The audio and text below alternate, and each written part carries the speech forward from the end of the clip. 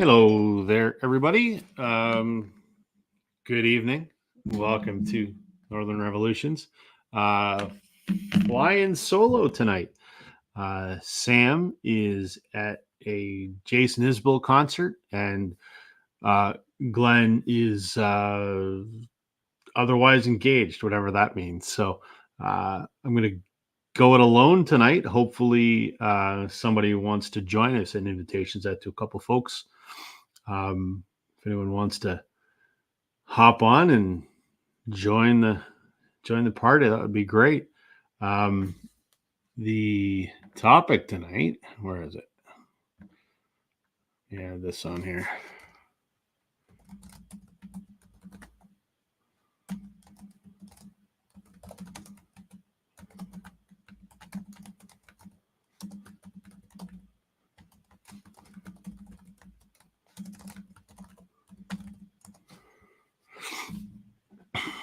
There we go. I figured we would have a little chat about the two giant losses that we had in the music industry today, or at least giant losses for me.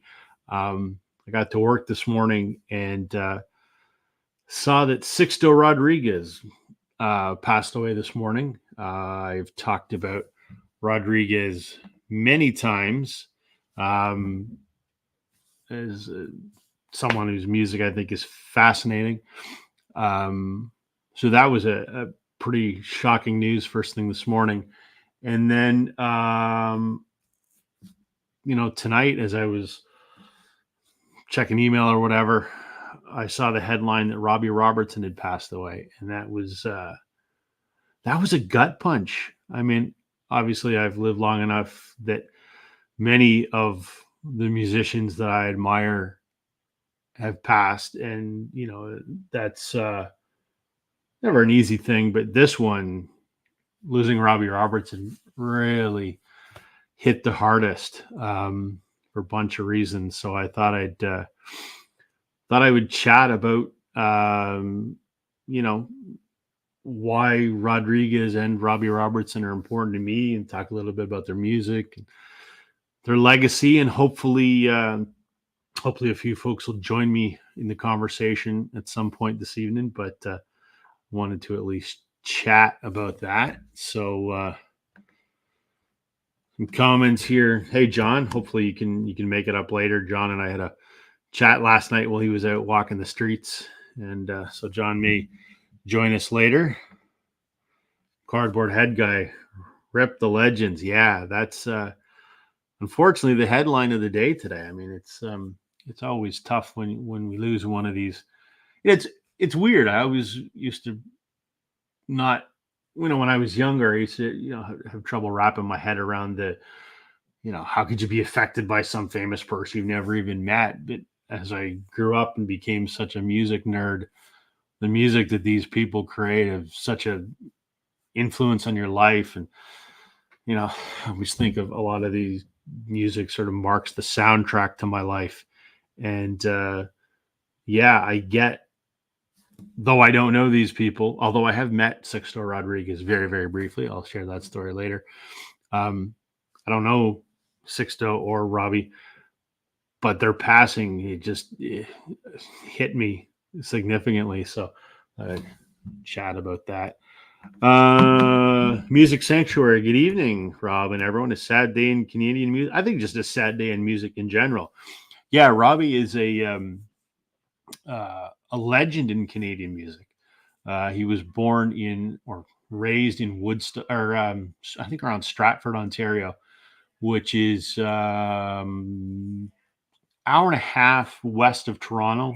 If you're heading sort of towards Detroit, it's about 45 minutes from where I live. Same town Justin Bieber is from. I believe that's where Robbie's from. I know the rest of the guys from the band were from there, but they got their start in Toronto. So, the band is a fairly Canadian musical institution, except for Levon from Arkansas.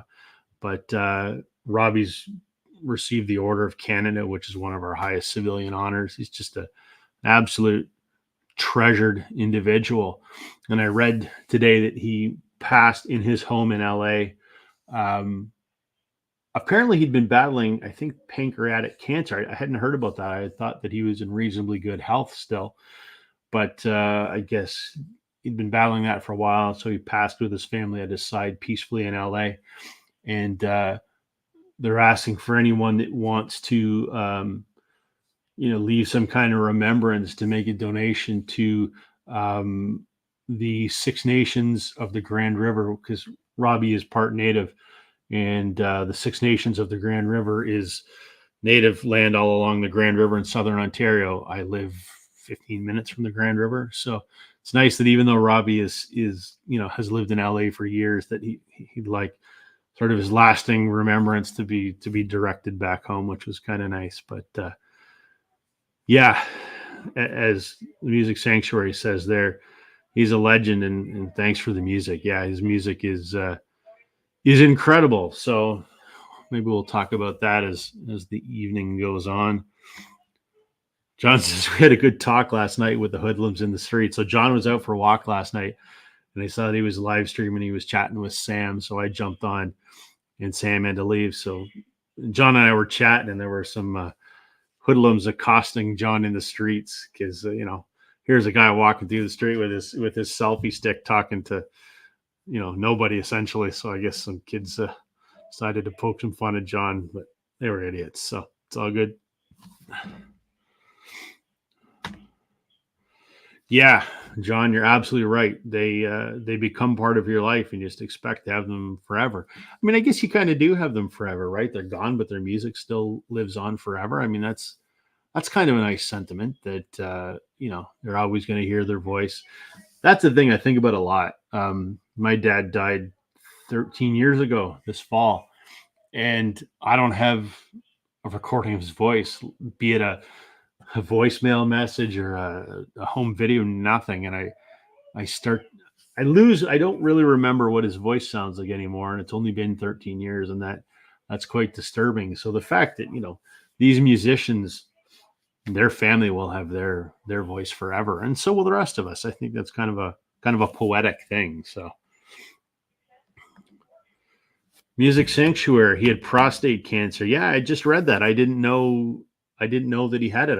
Last I had seen, he was in pretty good health. I hadn't read that. So now all that's left of the band is Garth Hudson, and he is a pretty frail old man. I think he's living in Woodstock, New York now. But everyone else in the band is gone. So yeah, I don't really know what that means for the band. I mean, I don't know that they've got anything left to put out. Robbie was sort of the guardian of that legacy for worse years ago, and he's got much better about it in recent years. And he just put out that book and that movie a couple years ago. I think it's called We Were Brothers, which, guilty, I haven't seen it yet, but apparently by all accounts it was a pretty good documentary of the band. So yeah, it's a shame that Garth is the only one left, but these guys aren't getting any younger. Robbie was 80 or 81, I think. So that's pretty significant. John says, when I miss Tom Petty, I put on one of his albums. Yeah, Tom Petty was another one that, I mean, I'm not a Tom Petty fan like Sam is. Sam is, massive fan of Tom Petty. But yeah, it's Tom Petty was, I guess, maybe the first one that kind of, it was like a punch in the gut when he passed. And I think it was so unexpected too, right? So yeah, it's nice you can put on those albums. Bob F., how you doing? All our rockers getting up in age. Yeah, it's scary to think that a lot of these guys are in their 80s. I mean, isn't he like 80 or 81, something like that? And he's just announced more concert dates. That's unbelievable. When I'm 80, I don't want to be doing that. I want to be sitting on my porch yelling at neighborhood children to get off my lawn. Good for these guys at 80 years old to be out doing that. So yeah. So if anyone wants to join, I mean, by all means, I can toss the link back up. But yeah, I mean, it's tough to talk about these guys. I think I'll talk about Rodriguez first, because he actually, I guess, apparently died last night, but it was announced this morning. This is This is Rodriguez for the folks that don't know. Here's the story. There's a fascinating documentary that won an Oscar, and it came out, I think, 10 or 12 years ago, called Searching for Sugarman. And I've talked about it a few times on my channel because I'm a big Rodriguez fan. Sixto Rodriguez was a musician in Mexico. He's from Mexico. He lived in Detroit. And he put out 2 albums in 71 and 72. And they were sort of political folk albums that absolutely flopped and did nothing. And he went on to do construction work, and never thought his music career would materialize into anything. And unbeknownst to him, his first album, Cold Fact, which is this one, somehow made its way to South Africa in the early 70s. And I guess it really resonated with the anti-apartheid movement. Those folks really connected with that music. And apparently throughout the 70s, Rodriguez became an absolute, cultural icon in South Africa. He outsold the Beatles. He outsold Elvis. But the funny thing is, no one knew who he was. They didn't even know that his first name was Sixto. It was just Rodriguez. And urban legends grew over time that he had taken his own life on stage. The legend was that, he had shot himself on stage, but, none of that was substantiated. And then there were a couple diehard fans that were also sort of investigative journalist type fellas.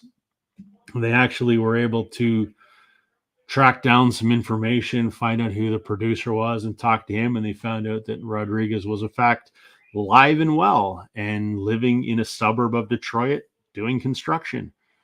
And so for almost 20 years, Rodriguez had no idea that he had sold millions of records in South Africa, and apparently was quite popular in Australia as well. So he eventually did become a touring musician, and he toured the world for the better part of 20 years. Only ever put out the 2 albums, and had a very successful touring career. I saw him, I want to say maybe 5 years ago, maybe a little bit more. Pretty frail. You could barely see. He was certainly showing his age, but he put on a hell of a show. It was just him and an acoustic guitar. Didn't even have a band with him. And he was absolutely fantastic. I met him very briefly after the show for less than 30 seconds. You couldn't really see. He's very frail, but so glad I got to see him perform. And it's just such kind of like a Cinderella story that his music career ultimately was fulfilled after, 20 years of obscurity. And the funny thing is, original pressings of his records are absolutely scarce. They're crazy expensive because they sold next to nothing. So, no one really knows how many copies are out there, but very, very few. I know Chance, concert buddy, he's got an original first pressing of Cold Fact, American. And my grail, and I actually mentioned this in a video that I did last week. This was one of my grails for the longest time. This is a South African first pressing of Cold Fact. This was something I had sought after for a very long time because I liked the idea of that story about how he was just a monster in South Africa and no one knew him here. So I wanted a South African first pressing because that really symbolizes, what the height of his fame was. So you can find the represses of his albums, like I said. So this is Cold Fact. This is the repress, and it was put out on Light in the Attic Records. They do a lot of sort of boutique reissues. So they did that one, and they did his second album, which is called Coming From Reality. It's good too. Not as good as the first one. Hey, Glenn, I'm going to put the link here. Why don't you come up and join me? You see you're in the peanut gallery there. So, I mean, you can find the reissues of Rodriguez albums anywhere, but the originals are virtually impossible to find. So let me get caught up on the comments here. Music Sanctuary says, when it happens suddenly and they pass, we have no idea they're ill. It sucks. Like Neil Peart. Yeah, that's a big loss. Your idol as a teen drummer in the 70s. I think he was a lot of people's idol.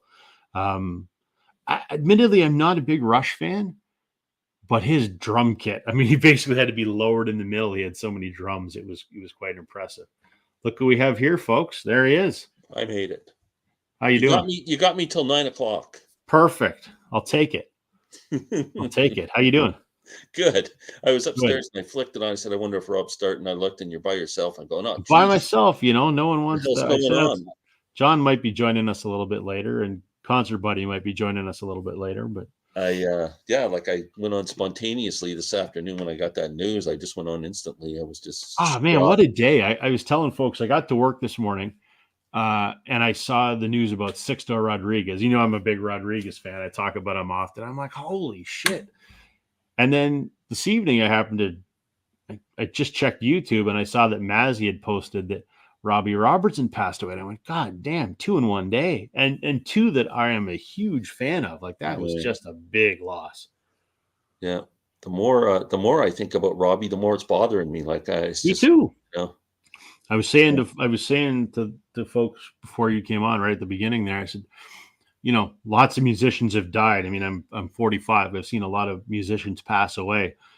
And I never, for the longest time, I've never met the person. What does it matter? But when it's someone that I'm a big fan of, that their music's such a part of my life, like Robbie Robertson, man, that's a tough one. Yeah, you kind of mourn a little bit, like as if it's someone you knew, Yeah, you do. But someone, I think John said it up in the comments that, we'll still always have their music, right? So they're gone, but they're not gone. Yeah, that's absolutely true. And I was telling everybody, I said, my dad passed away 13 years ago, very young, and it has shaped me in a few different ways. But I said, I don't have a recording of his voice. I don't have a voicemail message. There's no home video. So I don't remember what his voice sounds like anymore. Yeah. And that kind of sucks. But, these musicians are always going to have their voice, which is kind of a nice thing. I know. Do you dream about your dad? All the time. Me too. I dream about my parents a lot. What's weird is my son, who never met my dad because my son was born 7 years after my dad died. He dreams about him, apparently.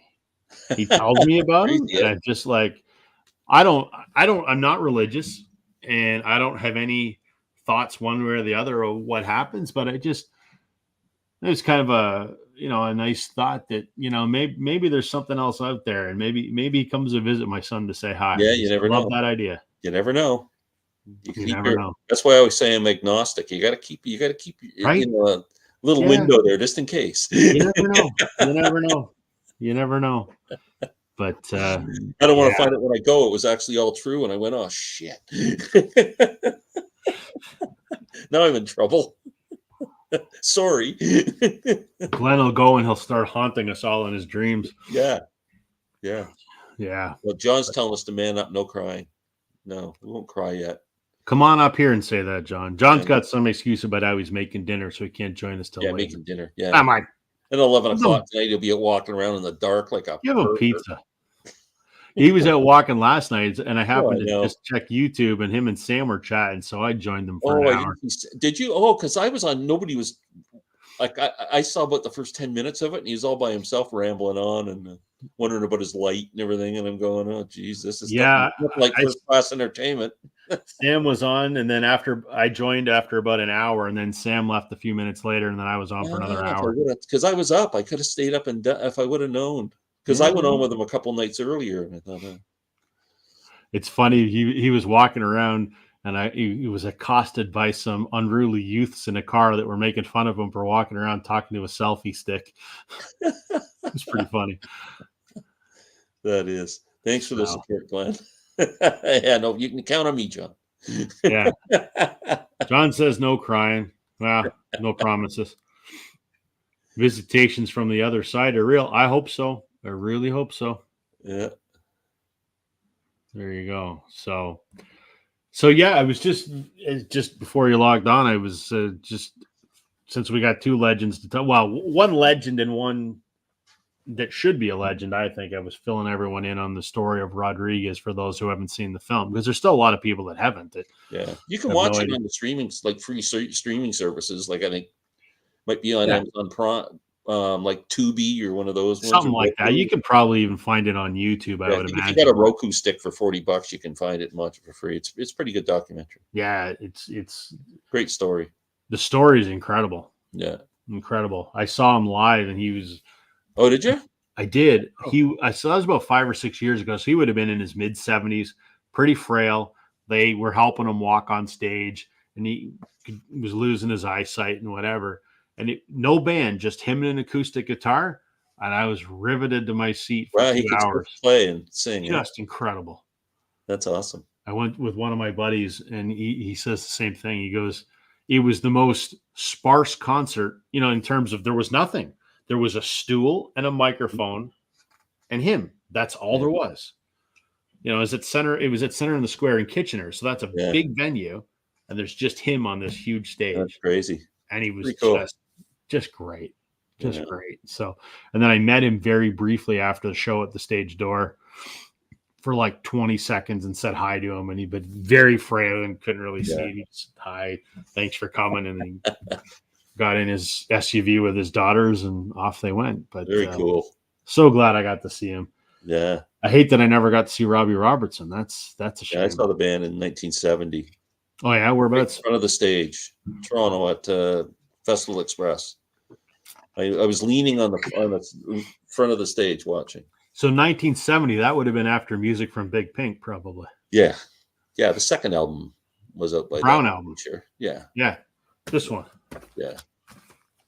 I got all of them, but I didn't pull them all. Yeah. After this one. I did pull them over. I was looking at some. Yeah, I love that album was out for sure. Yeah. That's cool. My parents saw them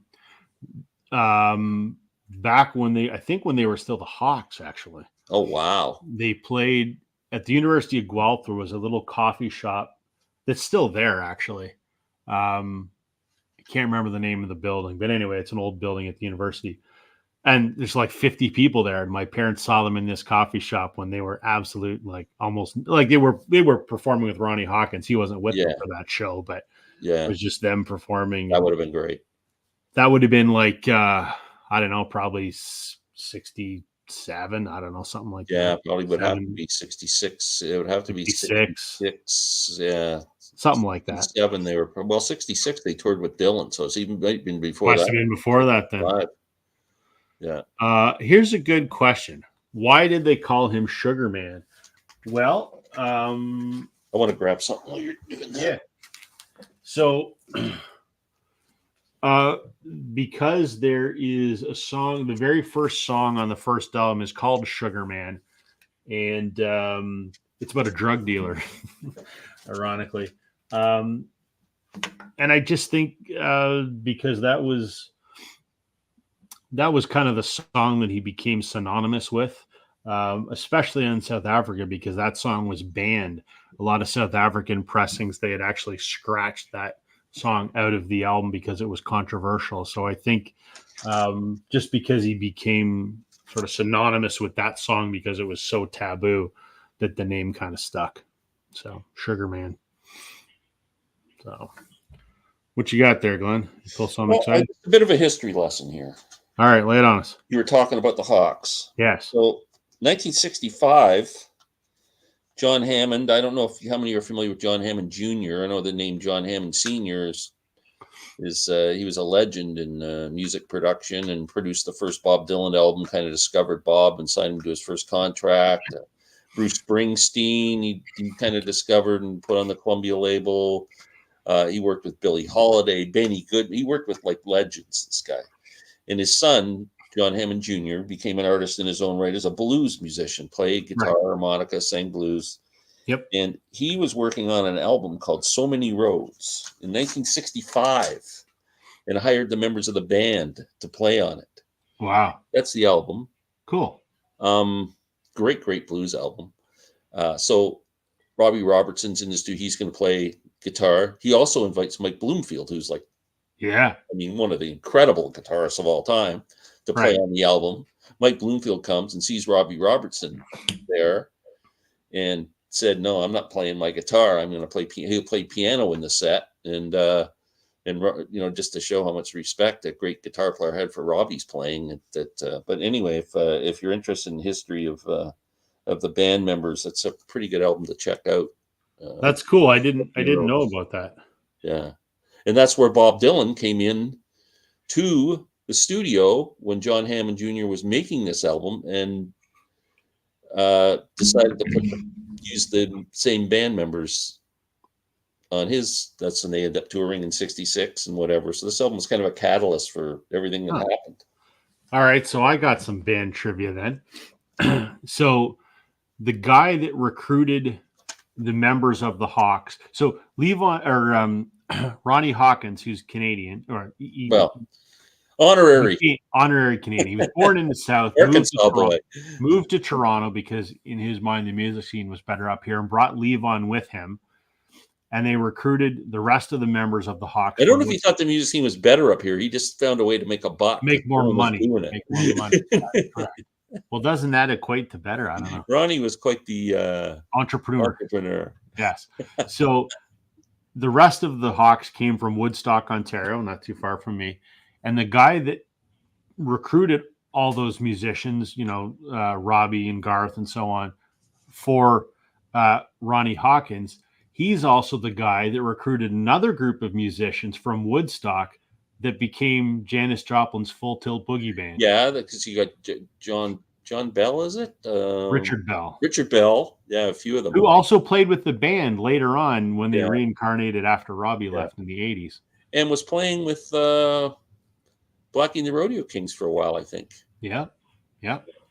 It's a big circle. But it is. It is. Will the circle be unbroken? Yeah. So, man, what a tough loss for me. Oh, what's this? Let's see here. Let's comment here.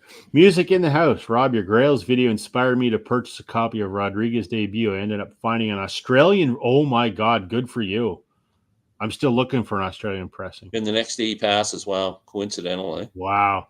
The only Australian Rodriguez record I have, and the only reason I have it is someone who viewed one of my videos, and I apologize, I can't remember who it was, but they explained to me how big Rodriguez was in Australia because that's not talked about in the movie Searching for Sugarman. He explained to me that he was pretty big there and recommended that I get this, which is called Rodriguez at His Best. It looks like Cold Fact, but it has the picture from Coming From Reality, and it's called At His Best.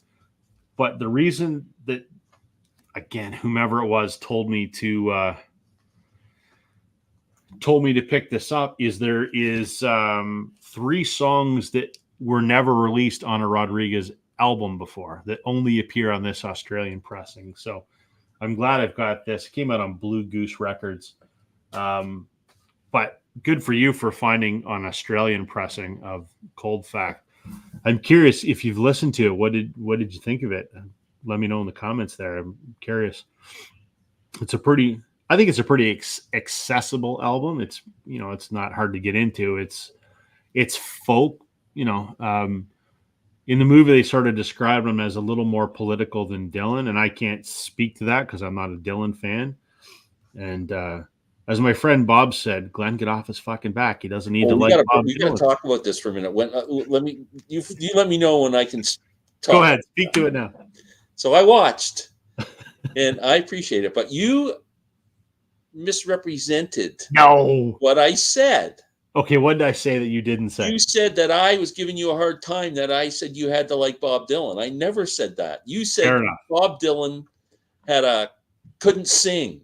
Right. And I challenged that and said, Bob Dylan can sing. You just don't like his voice. Fair enough. And then what you did say to me, like I was bullying you. No, well, fair enough. But it was still funny. I still loved it. I think maybe where we got lost in translation is you told me that there's other Dylan I need to listen to rather than the stuff that I did listen to. Well, I think you chose the hardest album to get into Bob Dylan with.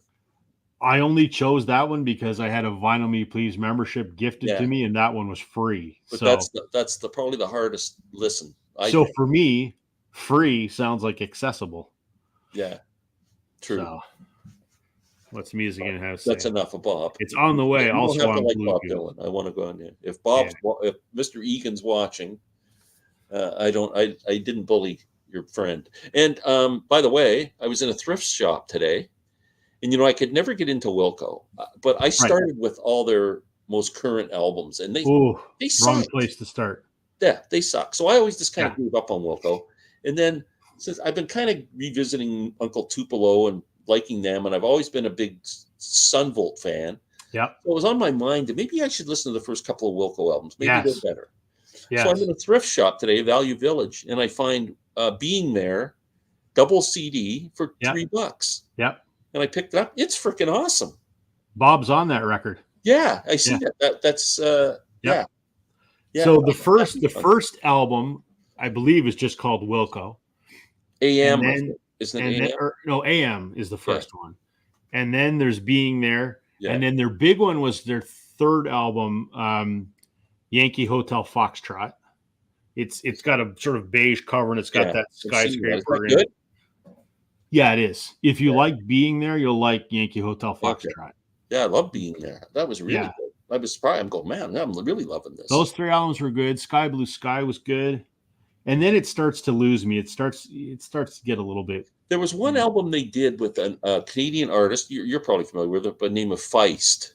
Leslie Feist. Leslie Feist from she was in another band and the name totally escapes me. But I know who it was. She was a very quirky kind of artist, but very, really talented, I thought. Yeah.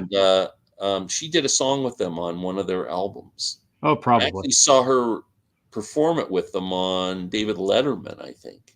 Nice. And I bought that album, and the album sucked. Like, that was the only song. Even the song wasn't that good that she did with it, but the performance was good, but the song wasn't that strong. Yeah. But I've watched some of those old Wilco performances, and there's a couple times that they were on Letterman, and Bob was still playing with them. And, oh, really, eh? Yeah, I asked him what it was like to be on there, and he shared some good stories that I'm not allowed to share publicly. But wow, yeah, cool. Yeah, and also if you like early Wilco, the stuff they did with Billy Bragg is really good. I do have both of those, Mermaid Avenue, and there's three of them actually. I've got both those albums. There's three of them all together. I think the first one's the best one that has California Stars on it. That's really, really good. Yeah, really good. Yeah, I see Concert Buddies here to watch the Vinyl Community Hockey fight. We're not fighting, Chance, but there's the link, man. Come on. Hockey fight. Went to a fight and a hockey game broke out. That's right. That's right. You don't have the Jays game on. I can't see it in the reflection. They were winning 1-0. I didn't. They're winning 1-0. I was actually we're doing some stuff tonight at home here, and I'm a big tennis fan. My wife and I. We were watching Leila Fernandez win her match. Canadian Open's on, or the National Open they call it now. We're still winning 1-0. Yeah, how many men will they leave on base tonight? Jeez, it gets frustrating. Man, isn't that something? Just think how many more wins they'd have if we just cashed in half of those runners. I know. Timely hitting is just... We don't have it. No. Haven't had it all year. No. And even Cleveland, like Cleveland hasn't got that good a team. Plus, they're down like 3 of their starting pitchers. They can't hit. Yeah. And we shouldn't be battling them 1-0. I'm sorry. We shouldn't be winning the division, but we also shouldn't be in the last wild card spot either. No. On paper, our team looks fantastic. Yeah. And now have the best ERA in baseball. You know that? I know. Did Ryu got hit in the knee there the other night? Yeah, he got hit in the leg, contusion or something. So is he out for a few games or what? I think he'll be back for his good start. Did you see Kiermaier got it? His face is coming back too. Romano. Kiermaier got his arm all torn up on. Yeah, did you see that? Yeah. That's quite the wire mesh they've got on the outfield there. Why don't they cover that with padding or something? Wouldn't you think? You took 8 stitches. That's a good how about Davis Schneider there that last week? Man, Babe Schneider. That was awesome. Can you imagine your very first major league at bat? Not only is it a home run, but it's a home run over the Green Monster at Fenway. Yeah, unbelievable. He was Unbelievable. batting .600 going into last night's game. Unbelievable. Good for him. He's gonna remember that as long as He's such a little guy. He's 5'8". When you look at him, who does he remind you of? The mustache and the glasses. I don't know, but he's kind of got, I think he's like cross-eyed without his glasses on. When he looks into the camera, his eyes look cross-eyed. He, to me, looks exactly. Do you remember Rance Mulliniks? Yeah. He had the glasses and the mustache. He did. Yeah.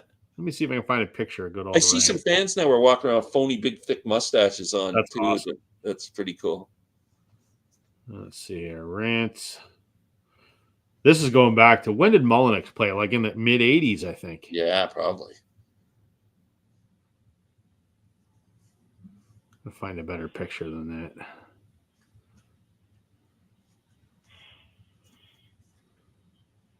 There you go. Doesn't I mean that kind of looks like Davis? He's got the mustache and the glasses. Yeah. Right? Yeah. Oh my God. Who's this person commenting here? Oh, Rob, I know this is a sad day in music, but I have to ask, what is your top price you will pay for a Taylor Swift? Oh, good question. Oh boy. So they went on sale this morning, didn't they? Do you guys have some you're willing to sell me? Is that why she's asking? No, I think she's just curious. So here's the thing. Yes, everyone knows I'm a big Taylor Swift fan. There she is there, autographed, and there she is there, autographed. I'm a Taylor Swift fan, yes. So is my wife. So is my son. So we wanted to get tickets to see her in Toronto. So she's doing 6 shows in Toronto, just announced. And you head to pre-register with Ticketmaster, and your name would go into a lottery to get a chance to buy tickets. Okay. So she's doing 6 shows at the Rogers Center. There's about 250,000 seats available over the 6 nights, right? Do you know how many people signed up for the Canadian pre-sale? I would say 8 million. 31 million. There we go. Yeah. 31 million people. That's around the world, right? These are flippers, right? No, it's not. You have to be what's called a verified fan. So it's not. Yeah, anyone can sign up, but it's not like before where if you're a ticket scalper, you can sign in 100 times and whatever. So the wife and I both signed up. We both got waitlisted. I'm still signed up for the RBC Avion Rewards pre-sale that's next week. So fingers crossed. But 31 million people signed up for 250,000 seats. Wow. And here's the thing, too, right? When you think about it, has anyone ever sold out the Rogers Center 6 nights in a row? No. Well, I don't think they've ever done that. Exactly. That's what I'm saying. Yeah. Unbelievable. Somebody probably could if they, in the past, I imagine like at one time Bruce Springsteen could have, or U2. Right. Sure. I don't know that U2 could do 6 nights in a row there. I don't think so. But to answer Lynn's question, my wife and I debated about this at length. We're not going to buy any tickets from resellers because they're going for $8,000 on StubHub now, which is absolutely and insane. They were on sale a week ago before tickets even went on sale. Yeah. So I think the most we would probably pay is maybe $400 a seat. Hey, Chance, how you doing, pal? Hey, are you talking Taylor Swift? Because I can just get off and keep packing boxes, man. No. I'm gonna leave too. He's got me. He traps you. He traps you with a great topic like this, and then he hooks you in with his Taylor Swift stuff. That's My wife asked him a question. All right. See, I was responding to the peanut gallery, but I'm going to warn everyone. I'm doing a Taylor Swift video very shortly. And there will be a disclaimer right at the front. If you're a real music fan or a vinyl snob, do not watch this video. Wow. Well, I'll tell you what. Why don't you? I'm going to unsub your channel so I don't get any of your upcoming videos posted on my thing. And then when you're finished with the Taylor Swift thing, just let me know and I'll sub back again. Or you could just ignore it. No, I can't do that. Oh, Jesus. No, I'd feel guilty ignoring it, but unsubbing I could do. Hey man, are you talking about this record, Rob? We're gonna. Are you talking about the original in Shrink? Is that what you're talking about? Is that still in Shrink? Yes, sir. It actually plays really good. I was very worried, but I bought it online years ago from a shop in Miami called Cold Sweat Records, I think. And I was worried for a long time as a bootleg, but there's actually an alternate first pressing that finally has the same matrix match. So I was like, There you go. I mean, I knew you had a first pressing, but still in shrink. Holy shit. And then this one's not in shrink, but it's got a little bit of a lip warp, but plays through just fine. But, this die cut was pretty cool. That album's not that hard to find, is it? Yes. This one's more common than this one. Which one's the more common? Because I had a chance. Maybe it was that Reality is more common. Deja Vu Disc, that used CD store I go to that sells some used vinyl stock in there. I found the Rodriguez album in there for $8 and I didn't buy it. It could be the Lido one that came out. Now, if you want a good comp, this is the movie soundtrack. So it's basically the best of both of those two albums. That's hard enough to find in its own right, though. That's right. My daughter has one. Okay, so you may have that, but I got South African first press. No, I don't have that one. So, we're just seeing who's got the bigger, whatever here right now. I've got a Sixto. Is that? I'll tell you. Rob's got a shower, not a grower. It's okay. Don't worry about it. Why you got to be like that, man? I have a 45 somewhere around here. All my stuff's in boxes, so I have to dig it out. I didn't know where are you moving to? Oh, I'm still saying local. I'm just moving. I'm moving from city proper to the county, the suburbs, just because I'm tired of a lot of things in the city. But so that means you get a new music room. Yeah. So I'm still trying to figure that piece out because we have a finished basement, and there's some things I'd like to do. So I'm in a negotiation with my wife about where things will end up. And that negotiation should have happened before you even agreed to buy the house. Now, Concert Buddy from the basement. Well, listen, Glenn, you already got a trademark, so I'm going to say Concert Buddy from another basement. But, there's a set of cabinets on this one wall. Like you walk downstairs and there's like just a little walkway, and they got these goofy cabinets. And I'm like, this is perfect. I'll take these cabinets down. I'll throw up the calyx. It'll be like a library, right? My wife wants the cabinets for crafts and like all that t-shirts. Oh, this sounds like a major battle coming up. Yeah, well, no, it's not a battle. She's a negotiation. Listen, I brought over a ringer. I brought over Brandon, Mr. Hall of Fame. He lives like 8 minutes from me at the new house. And I was like, hey, what do you think about it? I pitched him 2 ideas, and he was on board with both of them, but he was really on board with the idea I had. So my wife's like, well, if Brandon, who's got arguably one of the best record rooms in recorded history, then yeah. Oh, listen to this guy walking and talking over here. I made a mistake of throwing on YouTube last night, and there was John with his one man counseling session, and so I ducked in there for a second. One of these times, we're gonna catch John in the middle of a mental breakdown, and then we're gonna have to have an intervention for this guy. I keep waiting for someone to mug him. That'd be funny. If you'd stuck around to about the 60-minute mark, the talent showed up right here. Listen, I ducked in for a little bit, and I'm like, I'm so dog tired from we're moving stuff to the other house, and I'm packing up my record. I mean, I'm just wore out every day.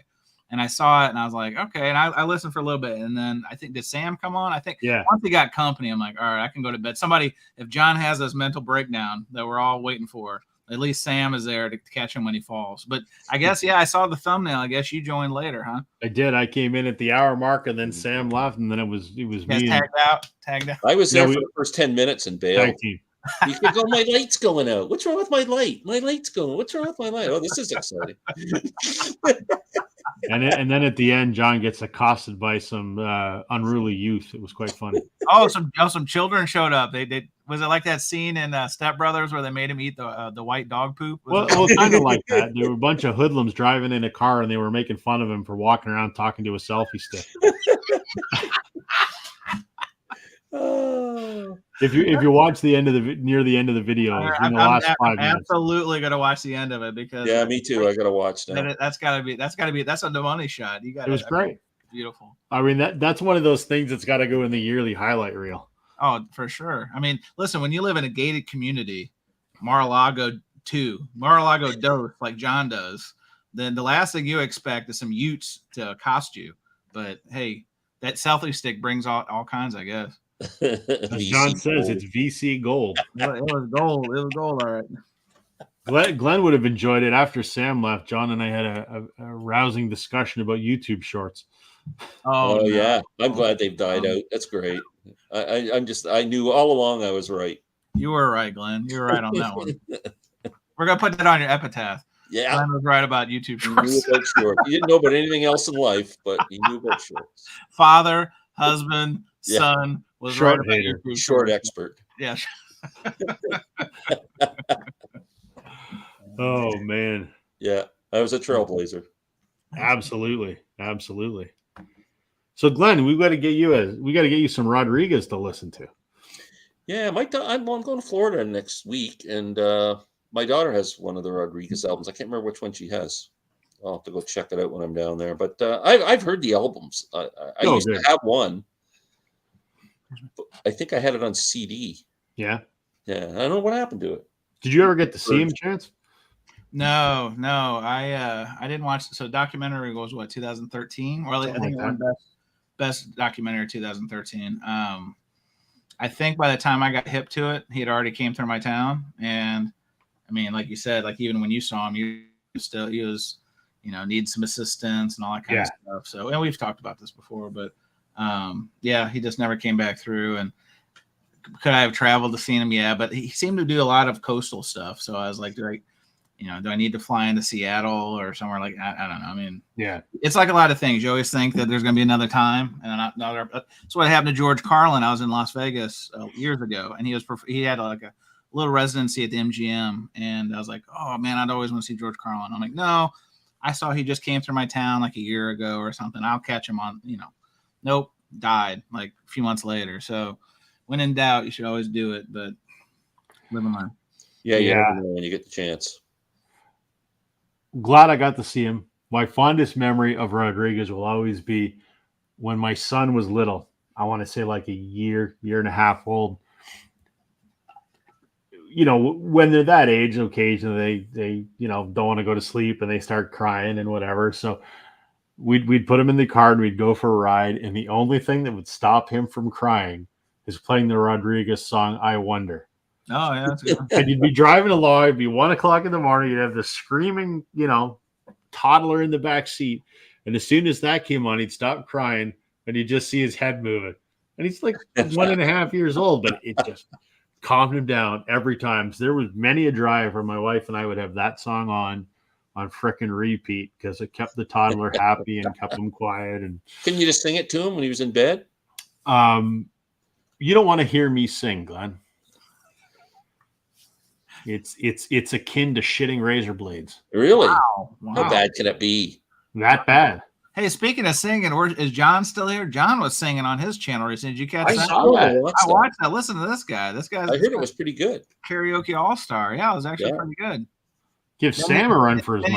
He said I should sing, and I'm like you, Rob. Like that's just not going to happen. No. I play guitar, but singing ain't happening. Not happening. I read a book on a biography on W.C. Fields once, a great comedian, and he had his live. I don't think they were married, but it was the woman he lived with all his life, and she was taking singing lessons, and she asked him. He listened to her, and she asked him for his opinion. He said, "My dear, it sounds like a monsoon whistling up an aardvark's asshole." Oh man, that's funny. I remember as a little kid, singing as all little kids do. And my grandmother, my dad's mom, who I spent a lot of time with, she'd always come and she'd go, "Dear, will you take a request?" "Sure, Grandma." She goes, "I'd like you to sing Far, Far Away. The farther away, the better." Thanks, Grandma. I'm of the opinion that everyone can sing. If you can sing on key, you can sing. It doesn't matter how pleasant your voice is. You don't have to sing. I can't sing on key. I can't find the key. Fuck. Well, if you can find the key, then you can sing. I couldn't find a key in a hardware store. I don't. Hey. Nope. Yeah. Nope. That's all you need. What's going on in the peanut gallery here?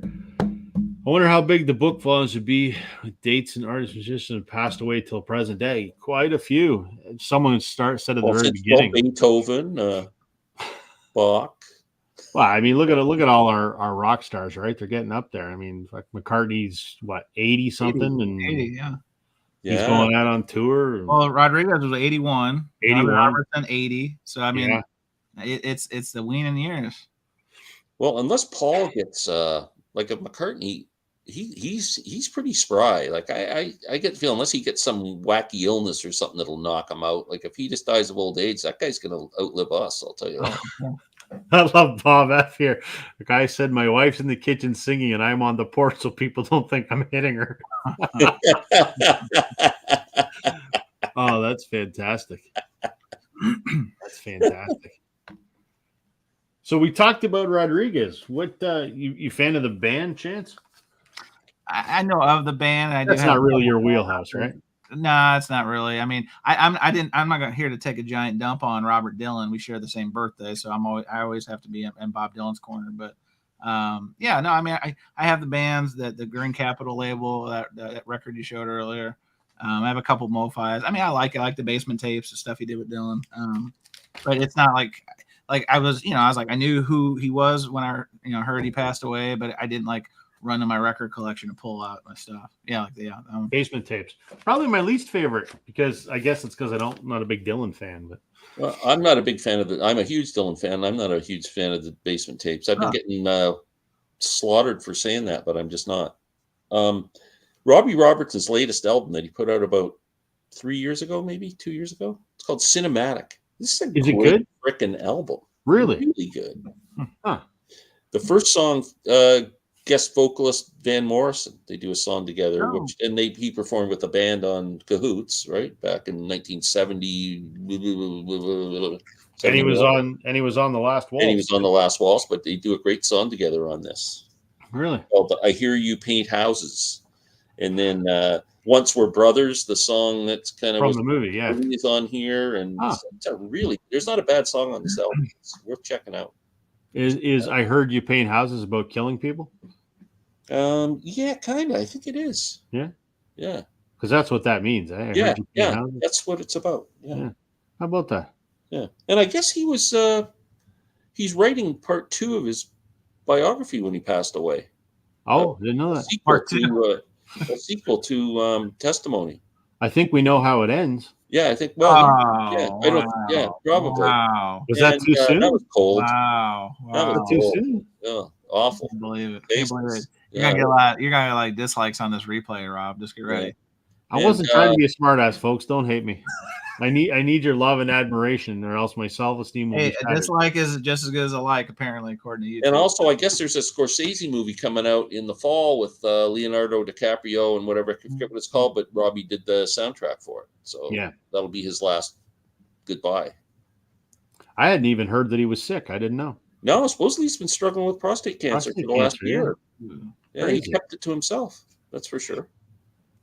Yeah. Well, I guess if you got it, it's not really the public's business, right? Yeah, no. A lot of guys. I mean, you get somebody like Frank Zappa, who pretty much died in front of the camera. I mean, he was doing interviews when he was really sick. I gotta wonder though. Public service announcement: is there any reason on earth why someone needs to die of prostate cancer anymore? I mean, PSA tests, whatever. Like, look after yourself. Yeah, exactly.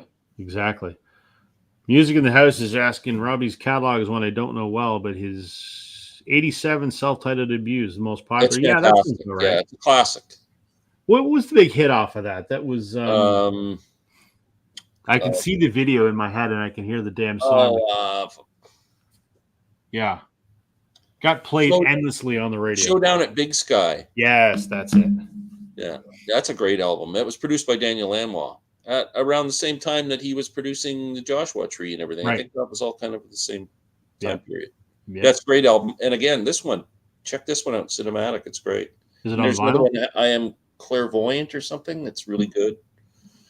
Yeah. His solo stuff is all really solid. Music Sanctuary says, I have the band's The Last Waltz on Mo-Fi CD. That's probably I love The Last Waltz. I love The Last Waltz. Yeah, it's just a great record. Fantastic. I love the film. I love the... John checks his own prostate every morning. And twice on Sundays. Good Lord. And so, Rob, that album is on vinyl. It came out in 2019. It looks like Universal. All right. So I'm not a big fan of buying the CDs. So, well, there looks like there's one that's a deluxe. You can get the double LP and a CD. No thanks. Which one's that? For what album? That's cinematic. One year cool. Yeah. I get too easily suckered into those deluxe deals. I'm like, I gotta have it, and then I end up spending twice as much. It's dangerous. Dangerous. I wrestled last week. I pre-ordered The Darkness, Permission to Land. They're doing a 30th anniversary of their debut album, which I love. Oh, wow. I got a picture disc, but I don't have the original. So Yeah. they're doing the reissue. So I'm buying the You got one? Yeah. Fuck. And you got Tuesday Night Music Club. I mentioned you in my video when I was talking about my girls, because I'm like, I know Chance has one, and he likes to remind me that I'm not like David Bianco. I don't put it behind me. I know. David Bianco goes like this. Oh yeah, he's dancing, and then it fell off his. It was Karma. Then it fell off his shelf. So yeah, you don't want that copy anymore. It's probably got some seam splits and stuff. I'd still take it. But anyway, Permission to Land by the Darkness. So they're reissuing it, and then they're doing like I think it's like an 8 LP box. It's got a bunch of live stuff on it, and I'm like, of just that album or like the full catalog? Just the album. An 8-disc. Good Lord. I mean, I think it's 8. So it's the album on 2 discs. Sure. And then it's like demos, outtakes, live shows. There's like singing tests, four discs of live performance and 2 discs of something else. And I thought about it and I'm like, God damn, that's $200. I'm like, no.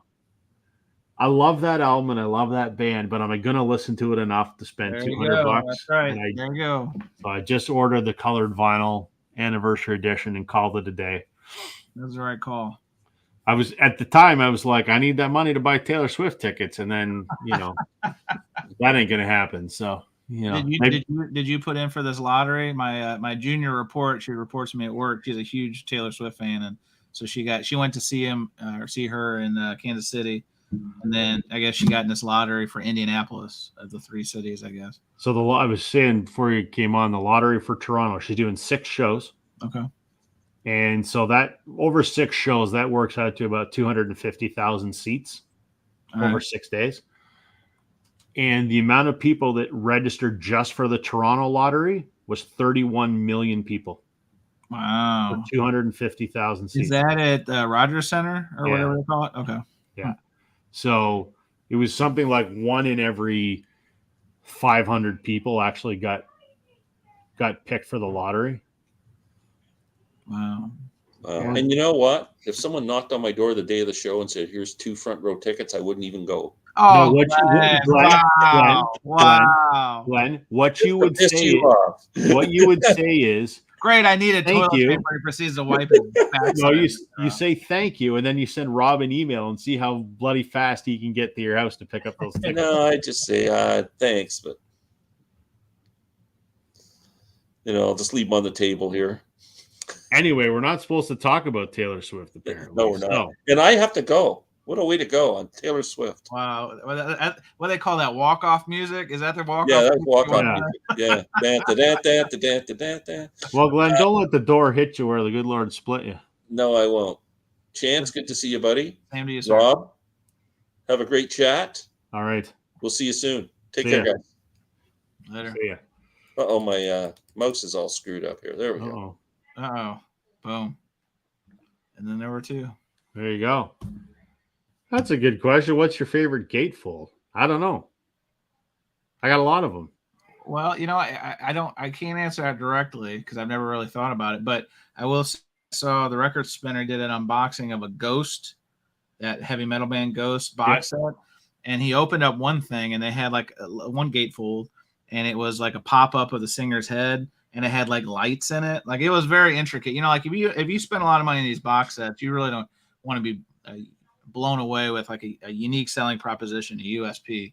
Right. And when they did that, I mean, music's okay to me, but if I was a fan, I'd be like, this is what I'm talking about. If I'm dropping 3 bills on a box set, sure. The level of detail, the level of creativity, and the fact that literally it's like a pop-up book, guy's head pops out and there's eyes, like, red eyes. I was like, okay, I can appreciate that's inventive.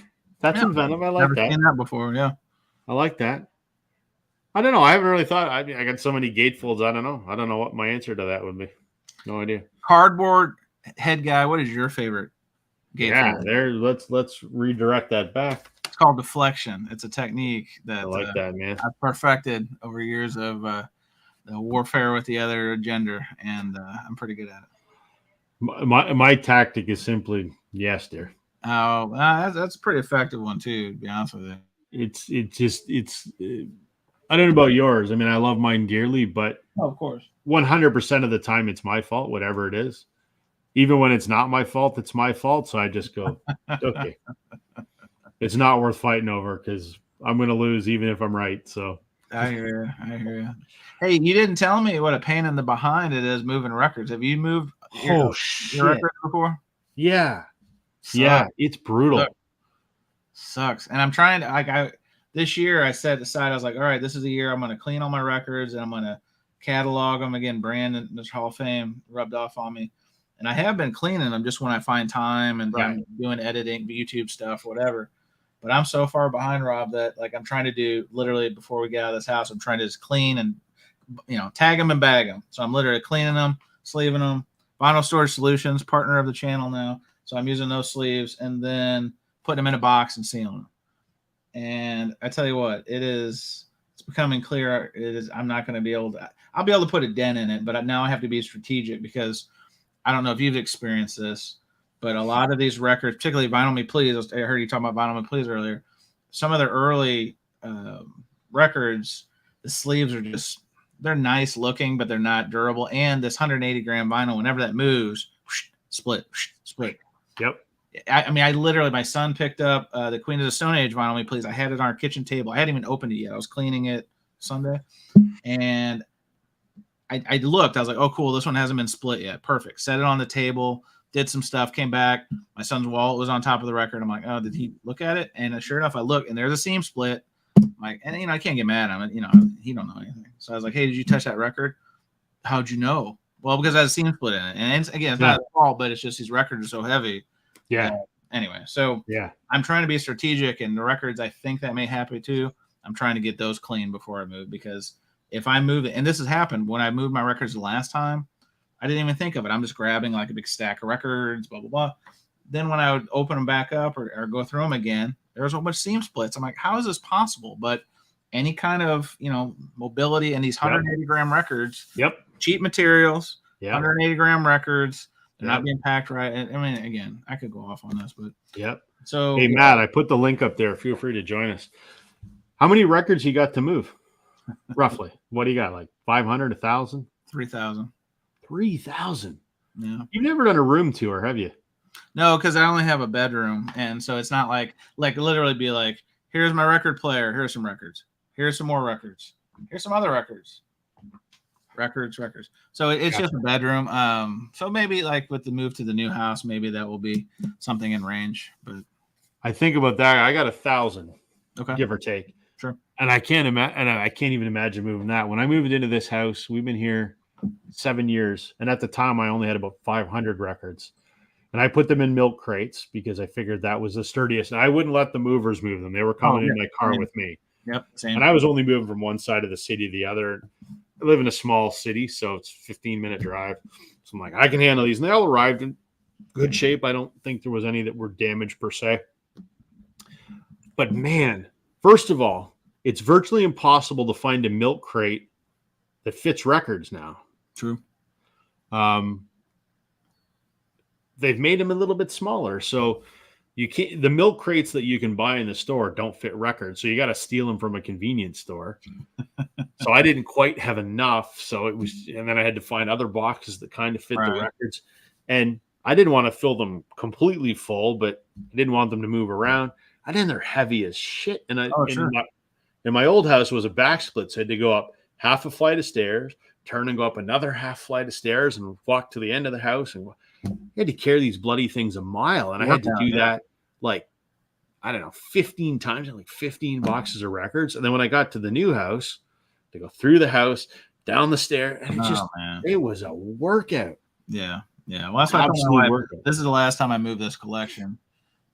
Next time I'll be selling it off or doing something, because I mean, literally I've got 3 boxes in this room. I did 2 in my downstairs, and just moving those just a little bit. it's heavy as hell. So Yeah.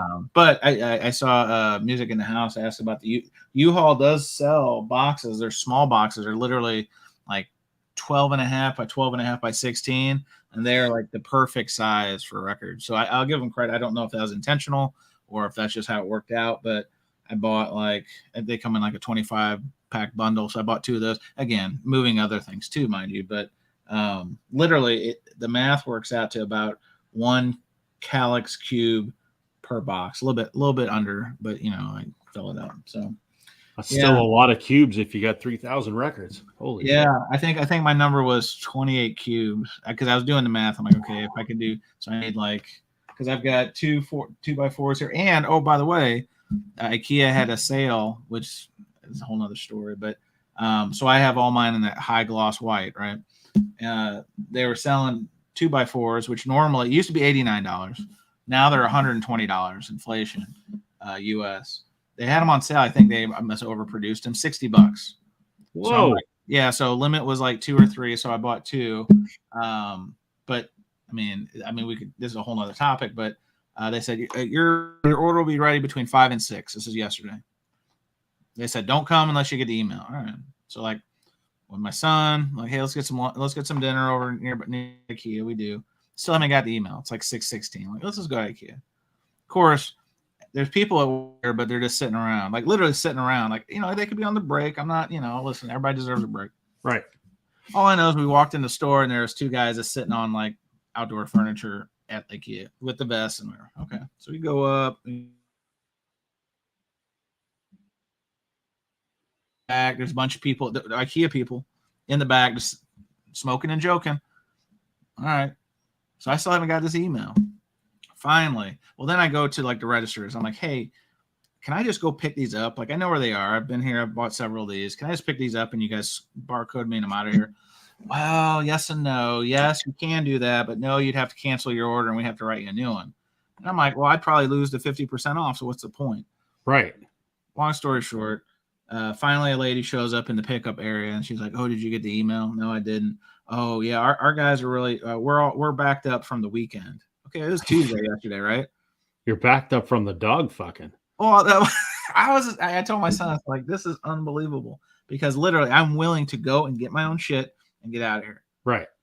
But no, and the gal I talked to, I was like, look, can I just go get this? Oh yeah, well we'd have to cancel it and then redo the order. I'm like, I'm not gonna lose that's the whole reason I bought these. It's literally 50% off. So anyways, we just left. I still haven't got the email. It's been a whole nother day. I still haven't got the email. Fearless prediction. You ready, Rob?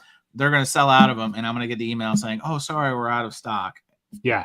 When you weren't out of stock, when I went to go pick it up, stupid, because you had 5 people in the back smoking and joking. Yep. They're busy from the weekend. What are you smoking and joking about? And again, everybody, it's like when you go by the construction site and they're smoking and joking. Hey, that's hard work. Take your time. It's hot. Laying asphalt, all that stuff. I'm with you. But man, IKEA, it's air conditioning. You can go upstairs and get some meatballs. You know what I mean? Or go get a soft serve ice cream and a hot dog. Exactly. So it's not like they're laying asphalt or breaking rocks. Right. But come on. I mean, literally. And then when we left, again, empty-handed, down the escalator, guess who's down at those 2 dudes I told you about when he came in, sitting in the lawn furniture, the IKEA lawn furniture, just looking at their phones, whatever. And again, maybe it's their lunch break. Maybe they're off the clock. Could be a lot of maybes. All I know is the optics look really piss poor. So, oh man, that sucks. That sucks. When's moving day? Well, so we already have the new house. Oh, that's easy then. Well, yeah, it allows us to. So the aim is to be by the end of the month, mostly in the new house. Oh, look at this section. There he is. Look at this guy. Oh my God! Look at this. He's got look at the neon sign. Can you believe this guy? That came today. And so I just I haven't put it on the wall because it's going to go over there. Wow. Over the I record. love it. Isn't that pretty fucking cool? It's the American Frank Landry over here. Look at this guy. Wow. Jesus. My first thought was there's no section to champagne room, but that's what I was thinking. Listen, Rob, he's sitting in his masturbation station. Leave him alone. Now he's got a sign. I mean, he can set up his computer. He's going to be all set. There you go. I'm going to write this shit off because I'm going to set up. Look, I'm always looking for some kind of way to write off expenses and shit. Sure. And this is like 6 bills for this thing. Oh, Yeah. Wow. But I mean, it's worth it. It's beautiful. It's really kind of a signature thing. It's got that Tron. I don't know if you guys are seeing what that looks like, but it's got that Tron kind of writing. Yeah. Problem is, I'm going to have to figure out. I'm going to have to, come up with an opener. Thank God I won't do it like Rob, how long Rob's is, but Oh, fuck off. Seriously. Jesus. I've gotten to a point that I just know that I'm just going to start dragging that across to get over because it's so long. And actually, it was abbreviated the last video you did. I might make it a little shorter, but I am going to do a video that is going to be addressed to Gary. And all it is the entire video is going to be like a half an hour, and it's just going to be my intro loop for like 30 minutes. That's all it's going to be. Awesome. I like that. But I will short it. Yes, it's a little bit long. I get it. I just haven't got around to editing it down. But if you don't like it, skip it. Shut up. It's all right. I'm just playing because I know you are. I'm just not used to hearing that hillbilly music in my head. For the rest of the hillbilly music? Come on. Hey, he had to edit out that part where it says "squeal like a pig." I think because I was like, where do I know this from? And I'm like, is this Deliverance? No. I'm going to tell you what that's called. Hold on. It's from the YouTube Music Library. Oh, hold on. I'm going to tell you what it's called. Hold on, because it has a hillbilly name. Hold on. What is it now? Hold on. Redneck Riviera or something like that. What the hell is it called? It is called. It's by a band called. By a band called Texas Napkin. Oh, of course, the immortal. The song is called Freedom Trail Studio. That's what I said. That was hillbilly. I didn't think it was hillbilly. I just thought it was kind of like Telecaster. Is that like that band Tampa Bay Toilet Paper? They're pretty good. I enjoy them a lot. I don't know what that is. I'm just fucking around. That's on me for being in Florida. I don't give a shit. Like, yeah, I'll be laughing about it in November. What's going on in November? And what are you doing with fucking Tornado Alley over there, man? That's fucking scary. Oh yeah, Midwest, man. We had a tornado tore up my house years ago. I told you I was I almost took a job at Bass Pro Shops until I realized how cheap they are. I would have held up the entire photography division over there, and I got over there and I started realizing this. I drove around and it's just tundra.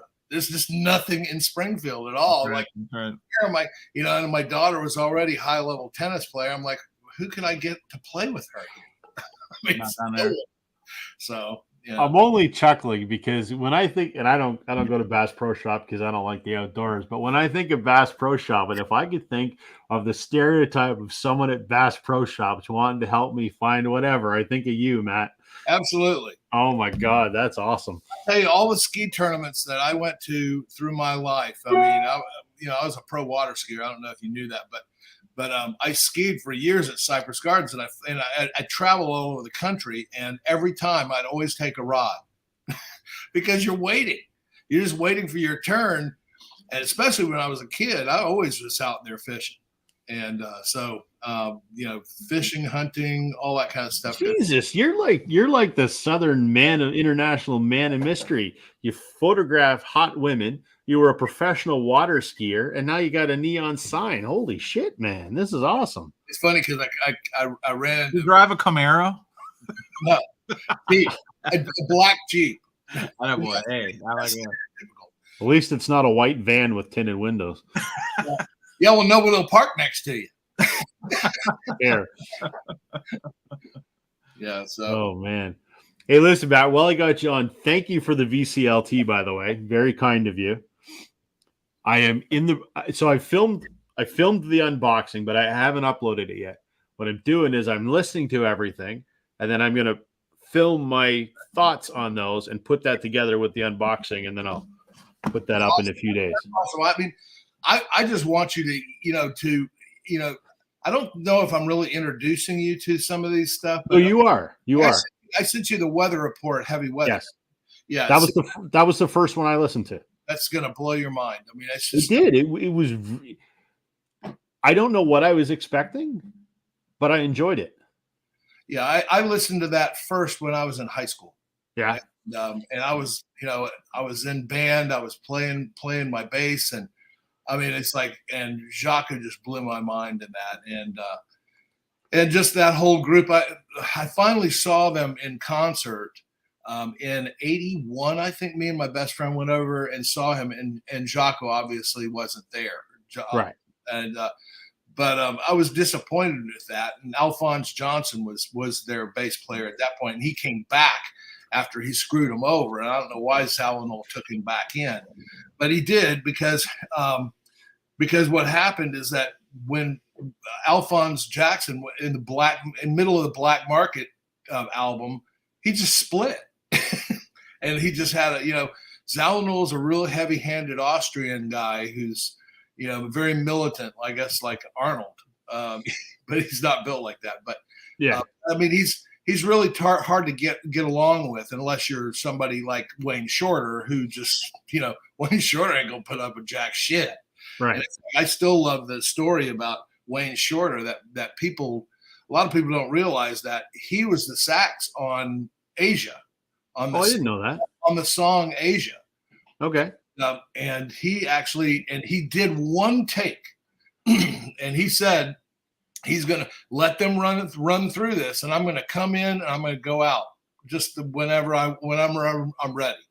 And it's like, what are you going to do? It's like trying to tell Miles what to do. Right.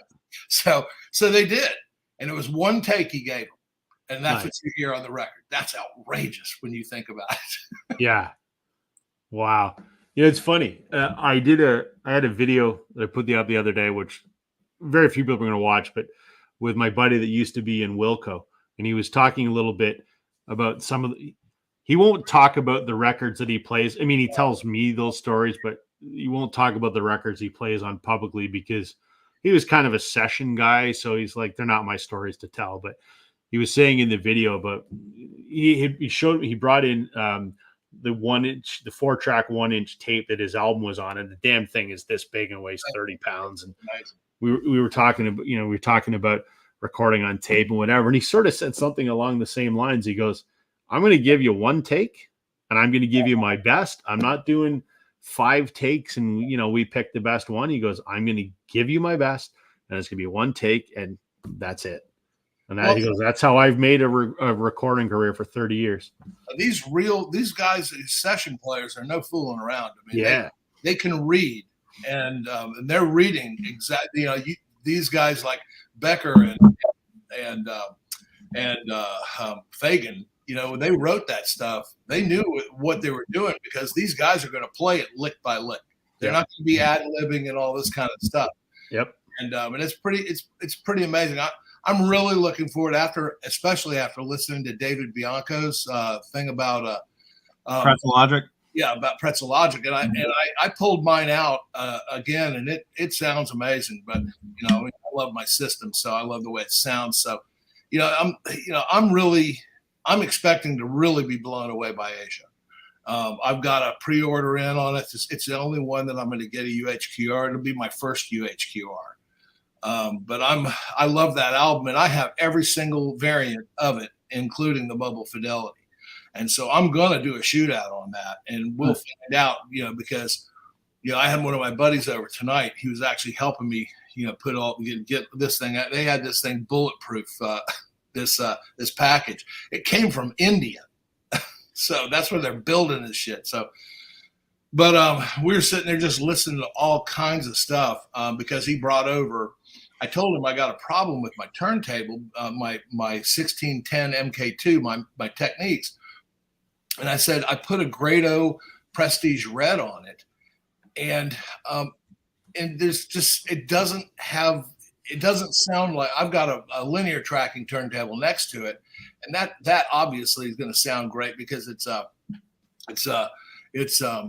got a moving coil on it. But he brought over his 2M Blue orthophone, and we plugged it in. Holy shit! It just sounds like a different turntable.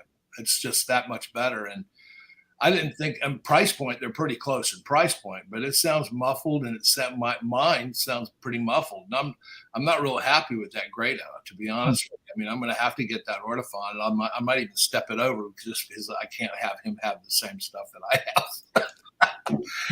Now, I will say, so I cleaned my Pretzel Logic UHQR today, and I don't have an original to compare it to, but I thought it sounded fine. It wasn't it didn't have as much muscle in my mind as how they did Can't Buy a Thrill. Like, they did an exceptional job with that one. That's an exceptional record, though. Yeah, so I think it all goes back to the mastering chain at the end of the day, right? Doesn't matter if it's Bernie or Ryan K. Smith or Kevin Gray. They can, a chef can only, you're only as good as your ingredients. So, but I still thought it was good. I mean, the argument, I think, and David makes a good point, is like it depends on what you're listening for. And I think I did listen to it with headphones, but I've read a couple of people say it's a different experience because you can hear more of the music instrument separation, and you can hear a little bit more of that nuanced stuff that you would optimally like to hear when you're just in your listening room listening to it. But all that said, I mean, they got me already on the hook for I got the whole UHQR series. So unless they put out some Charles Manson crazy shit, like, I'm probably going to keep buying these things. But the biggest problem I've got with it's not Chad stuff. It's the Mobile Fidelity stuff. They step on that shit so much that they're pushing that they want you to feel like you got your money's worth. Right. So they're giving you a little more juice on top and bottom. It just doesn't come across right, because when you go to listen to what the original one sounded like, if it was recorded well, like most of these really were. I mean, sorry to bring it back to Gino Vanelli, but we were listening to Gino Vanelli stuff, and most of his stuff, I've got all of his stuff in multiple variations and stuff like that. But I have it on vinyl until the point where he got to where he couldn't afford or he could the record company or whatever wouldn't put it out on vinyl, and everything stopped and it went to CD. But I'll tell you what, if you really want an album that'll really kick your ass as far as CD wise, Wilderness Road is a pretty amazing one. Yeah, those are a couple of my favorites right there. So Rob was telling me, or Rob, if I get this mixed up, tell me. But is Jocko on one of those? Because he's on the Weather Report album. That's what it was. Okay, all right. I misunderstood, because Rob had told me he sent these records, and I was like, he goes, "What? You want to guess what he sent me?" And I was like, "It's got to be Jocko. Got to be Jocko." And he's like, "Well, Jocko's on one of them." And then next one, Gino. I was like, "Got to be Gino and Ellie." What are the ones I gave you? I can't remember now. So the gist of the Gemini. That's amazing. Brother to Brother. And then, well, on Just of the Gemini, Love Me Now is an incredible song. Ugly Man, amazing. I mean, just to think that he was in his early 20s when he wrote this stuff, it just is mind-blowing. And then you sent George Benson, Weekend in LA. Such a great album. Oh my God. I'm familiar with this. I mean, I don't know it a lot, but I know of it. Weather Report, Heavy Weather. Yep. That's a half-speed master, dude. Oh. And then this fellow who looks like he drives a white panel van. And the reason, Dan Potter. You know why I gave you him? Because I knew you'd appreciate his. I knew you'd appreciate his guitar. Oh, okay. He's a great I don't know him at all. So singer songwriter, but I've got all of his albums, and actually he's a Christian artist now.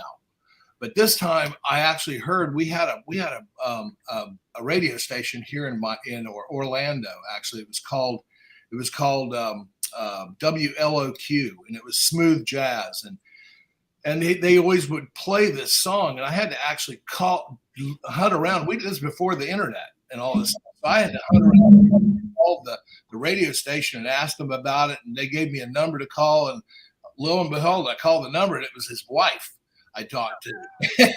I wasn't even expecting that shit.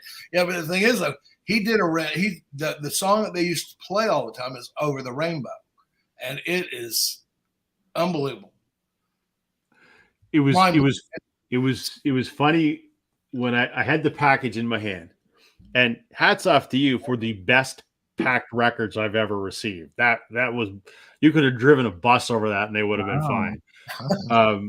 Matt knows how to pack records. Uh-huh. And I'm about to open it, and I say on the video, something to the effect of, I can almost guarantee that there's some Gino Vanelli in this box.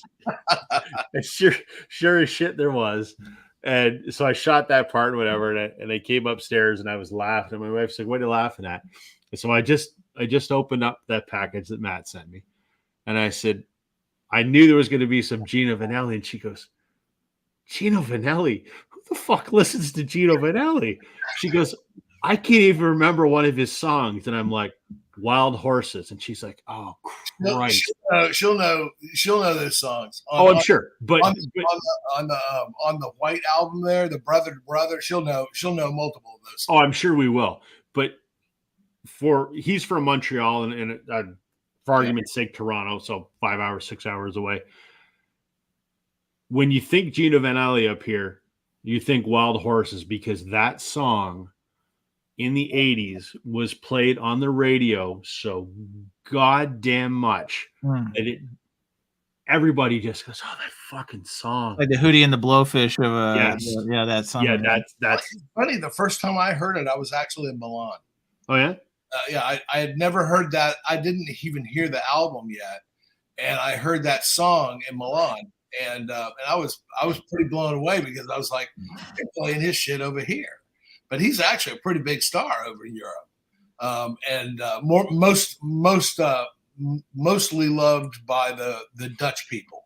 Right. He travels a lot to the Netherlands. He's got people that he actually has collaborated with over in the Netherlands. So, I mean, there's a video. How to say? It's called. I think it's called The Making of Canto. Or Canto is an album that he did, and he's almost all in Italian, and it's just incredible. He wrote all of it, he arranged it, and directed it, and he was doing that in his 20s. Wow. In his early 20s, he did.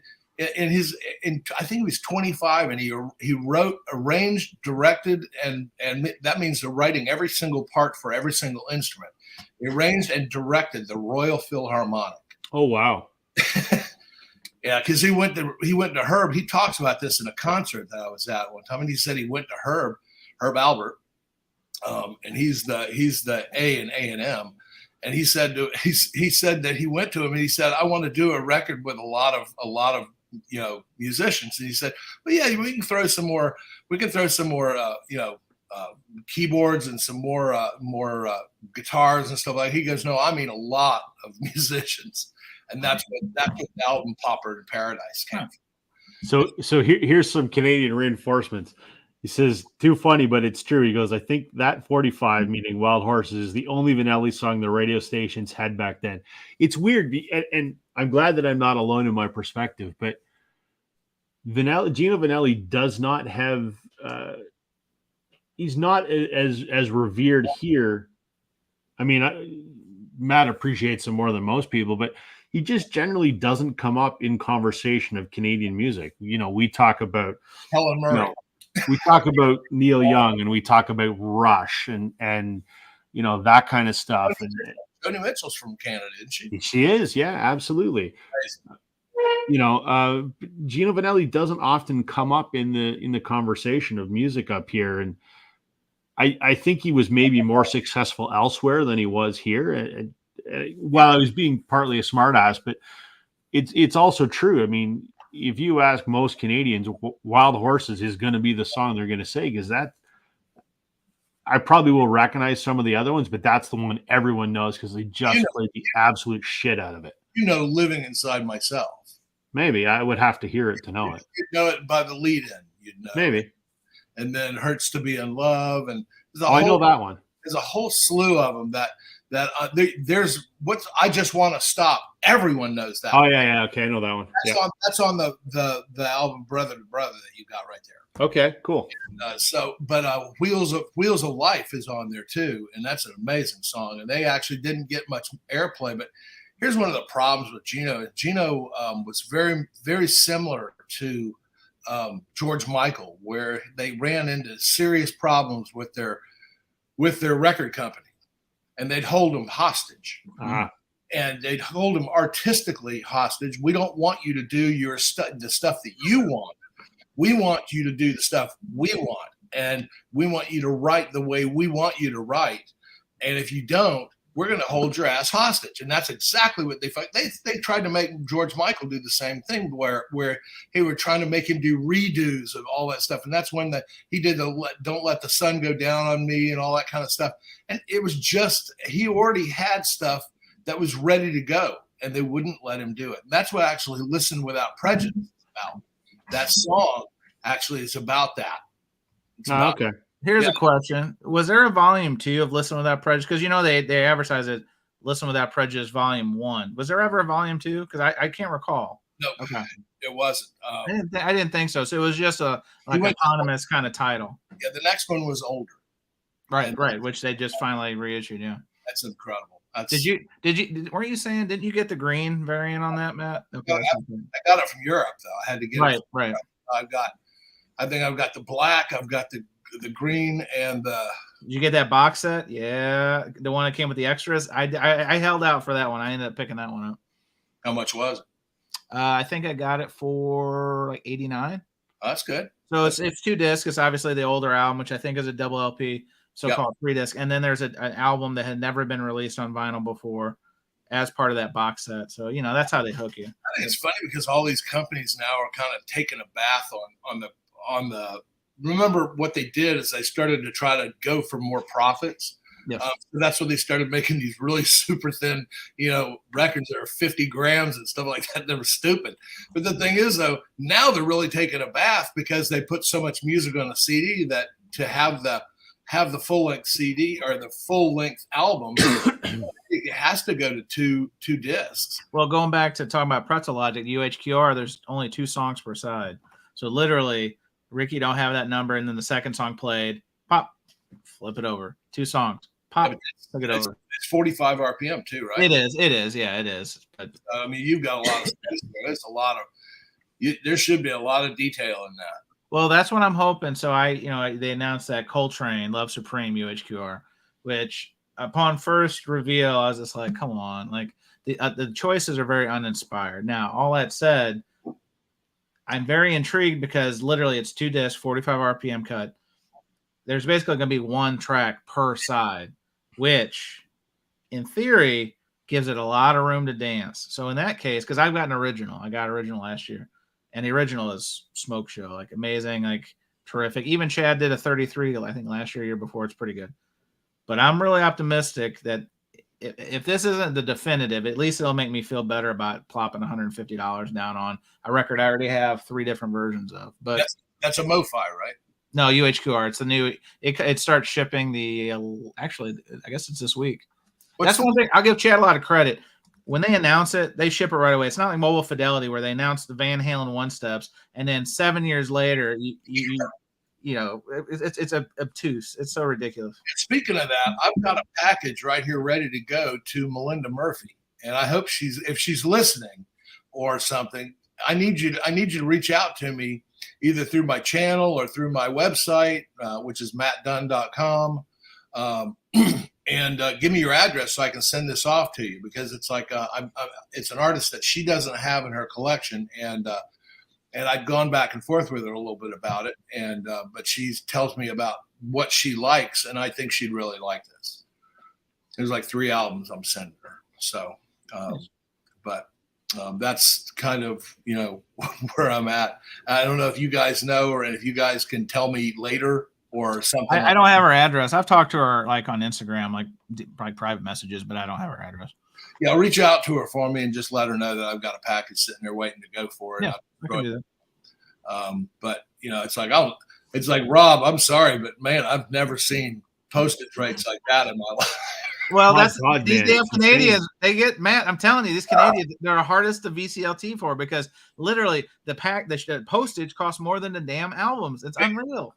Yeah, it cost. I think it was $55 to send 5 albums. Yep, and I had to pay $20. I had to pay $20 duties on it.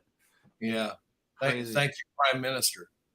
Well, not his fault, but yeah, it's nuts. I'm working on putting a package together for you. I know what I want to send you. I just have to go and pick up a couple things to send your way. So I know what you're going to send me. And I can't wait, because it's like, I can't find that down there. Yeah. I've got 2 in mind that are easy to find that I'm going to send you. And then I got something else. Blue Rodeo, right? Absolutely. Yeah, yes. I knew it. Oh, I know you guys too well. Come on. Yep. Yep. I think especially the first one, Outskirts. You're gonna like that. I think it's. I'm really into the you're passionate about it. And that's what I think. This whole thing is fun about, because it's you can see somebody's passion. You go, I gotta hear that. And it's like, and then I'll if I stream it, it doesn't have the same impact, because there's no way I'm like going, he wouldn't be this thrilled about this. Right. It's like this. So it's missing a connective layer. Either you see it live, which sometimes helps build that direct connection, or it's like you said, like you had another way to consume it. Yeah, streaming is very impersonal. I mean, it's effective. It's like it makes everything available at your fingertips to sample, right? But in terms of making that connection, like you said, Matt, it's really hard to do. I'm gonna try and find one of their live recordings for you, because they're great. Their studio albums, especially from the first half of their career, are phenomenal. But first and foremost, they are a live band. They are 100 times better live than they are recorded. So I'm gonna track down one of their live albums for you to give you a truer sense of what they are. That's like a guy that I've talked about before, Michael Ruff, and he's such a great live performer, and he's got so much energy. Actually, there's some videos on YouTube of him performing live, and actually one of them has Sheryl Crow singing backup vocals for him, and that shows you the chops he's got. But it's amazing that what he does. He gets the audience in the palm of his hand and holds them there, and that's why Sheffield Lab, which you guys know about Sheffield Lab, right? Okay, Sheffield Lab does direct-to-disc cutting. Oh. Right out of the microphone into the board, and then out into a direct cut. So there's no takes. It's on a whole side of the album has to be cut that way. It's not like you're taking breaks in between. So you got to play from the very beginning to the last. Somebody bucks up a note, boom, you got to start all the way over on another piece of wax. So, but Sheffield Lab reached out to him because of that. And I've got that album at Sheffield Lab. It's a 2-record set, and it's absolutely. I mean, last time I looked, the median value was like $200. But it's just amazing. And I got to see him. I drove out to on Ventura Boulevard in LA, and I mean, there's no end to Ventura Boulevard. It's just. A lot of those highs, like La Cienega, there's certain roads that just go on like forever. La Cienega still runs into the ocean, though. It's like this doesn't run. This just keeps running all the way into another state.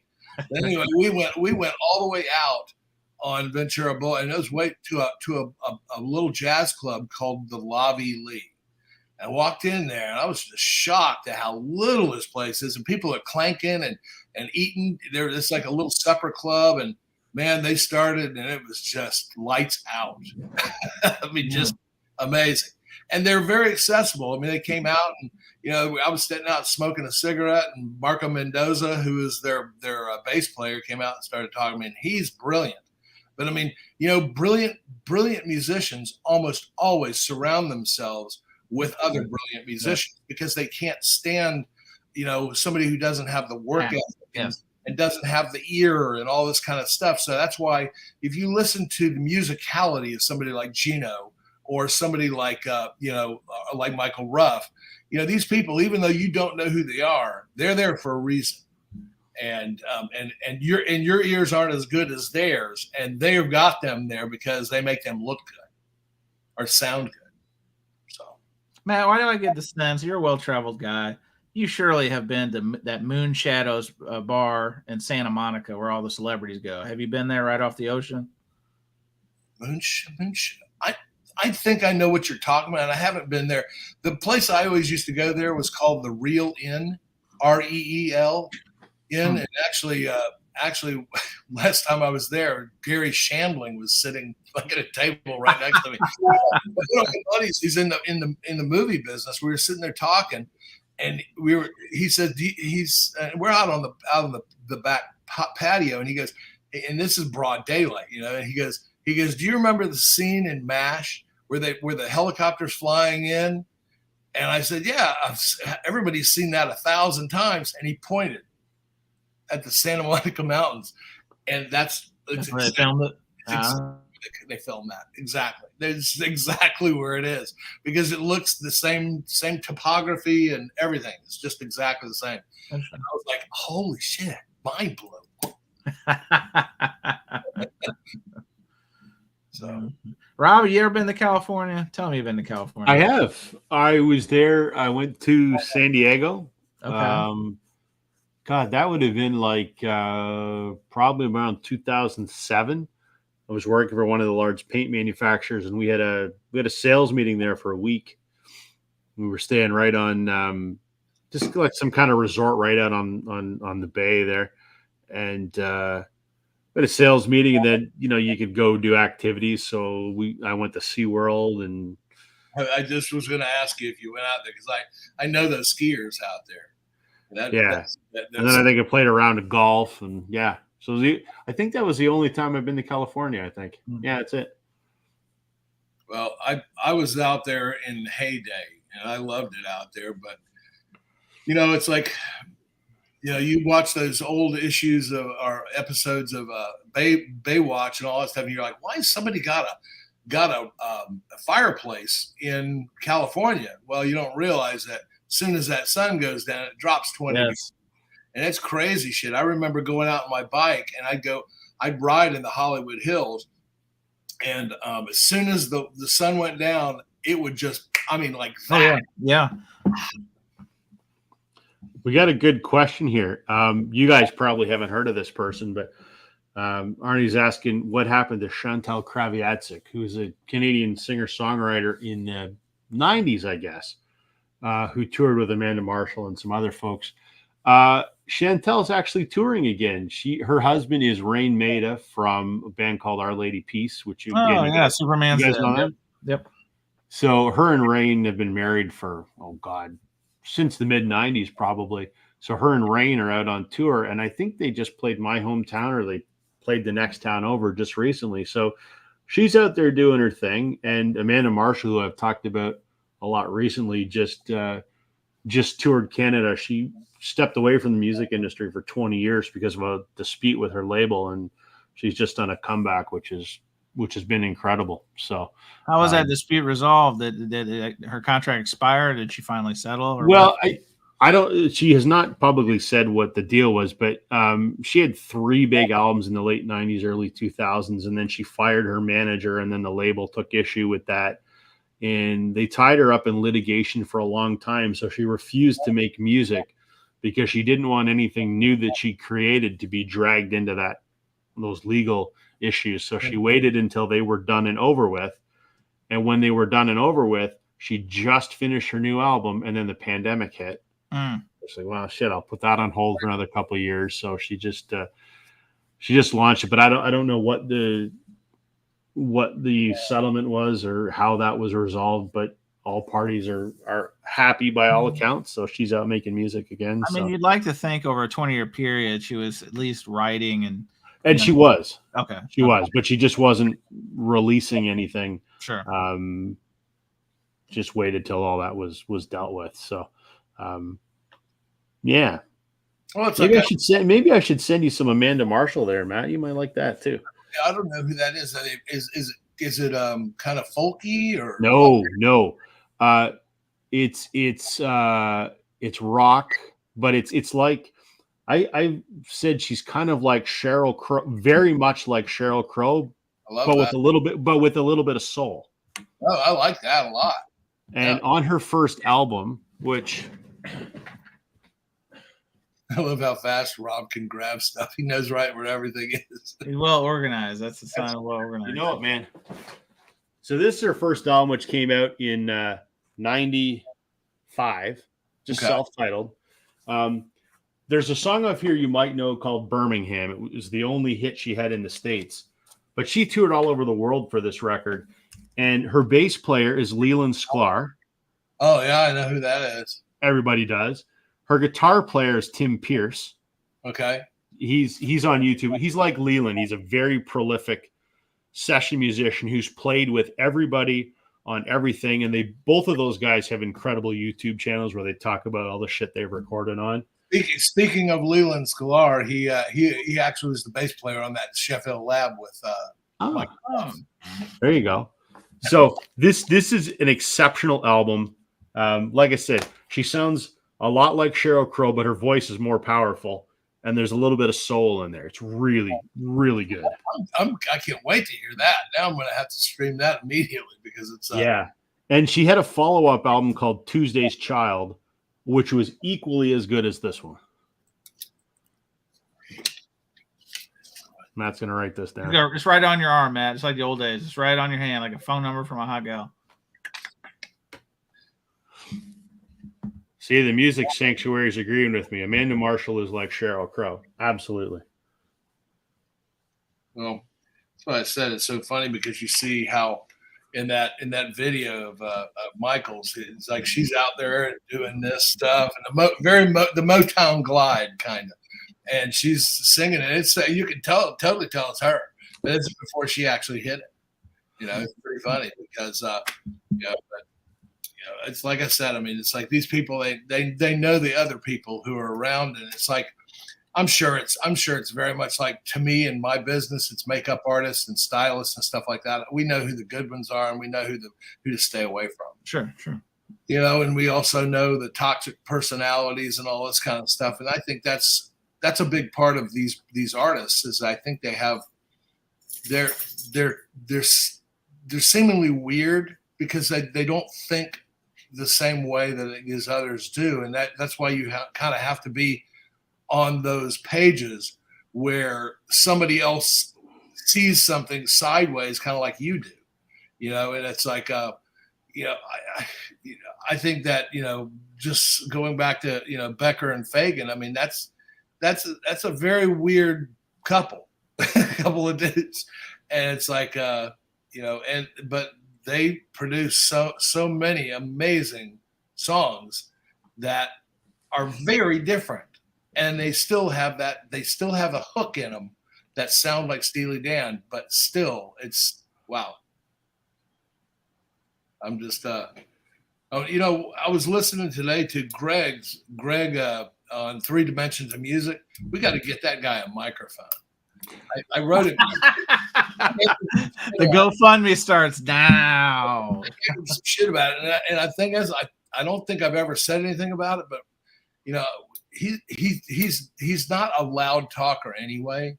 But at the same time, I mean, he's got so much great content, and he keeps showing all these great albums, stuff like that.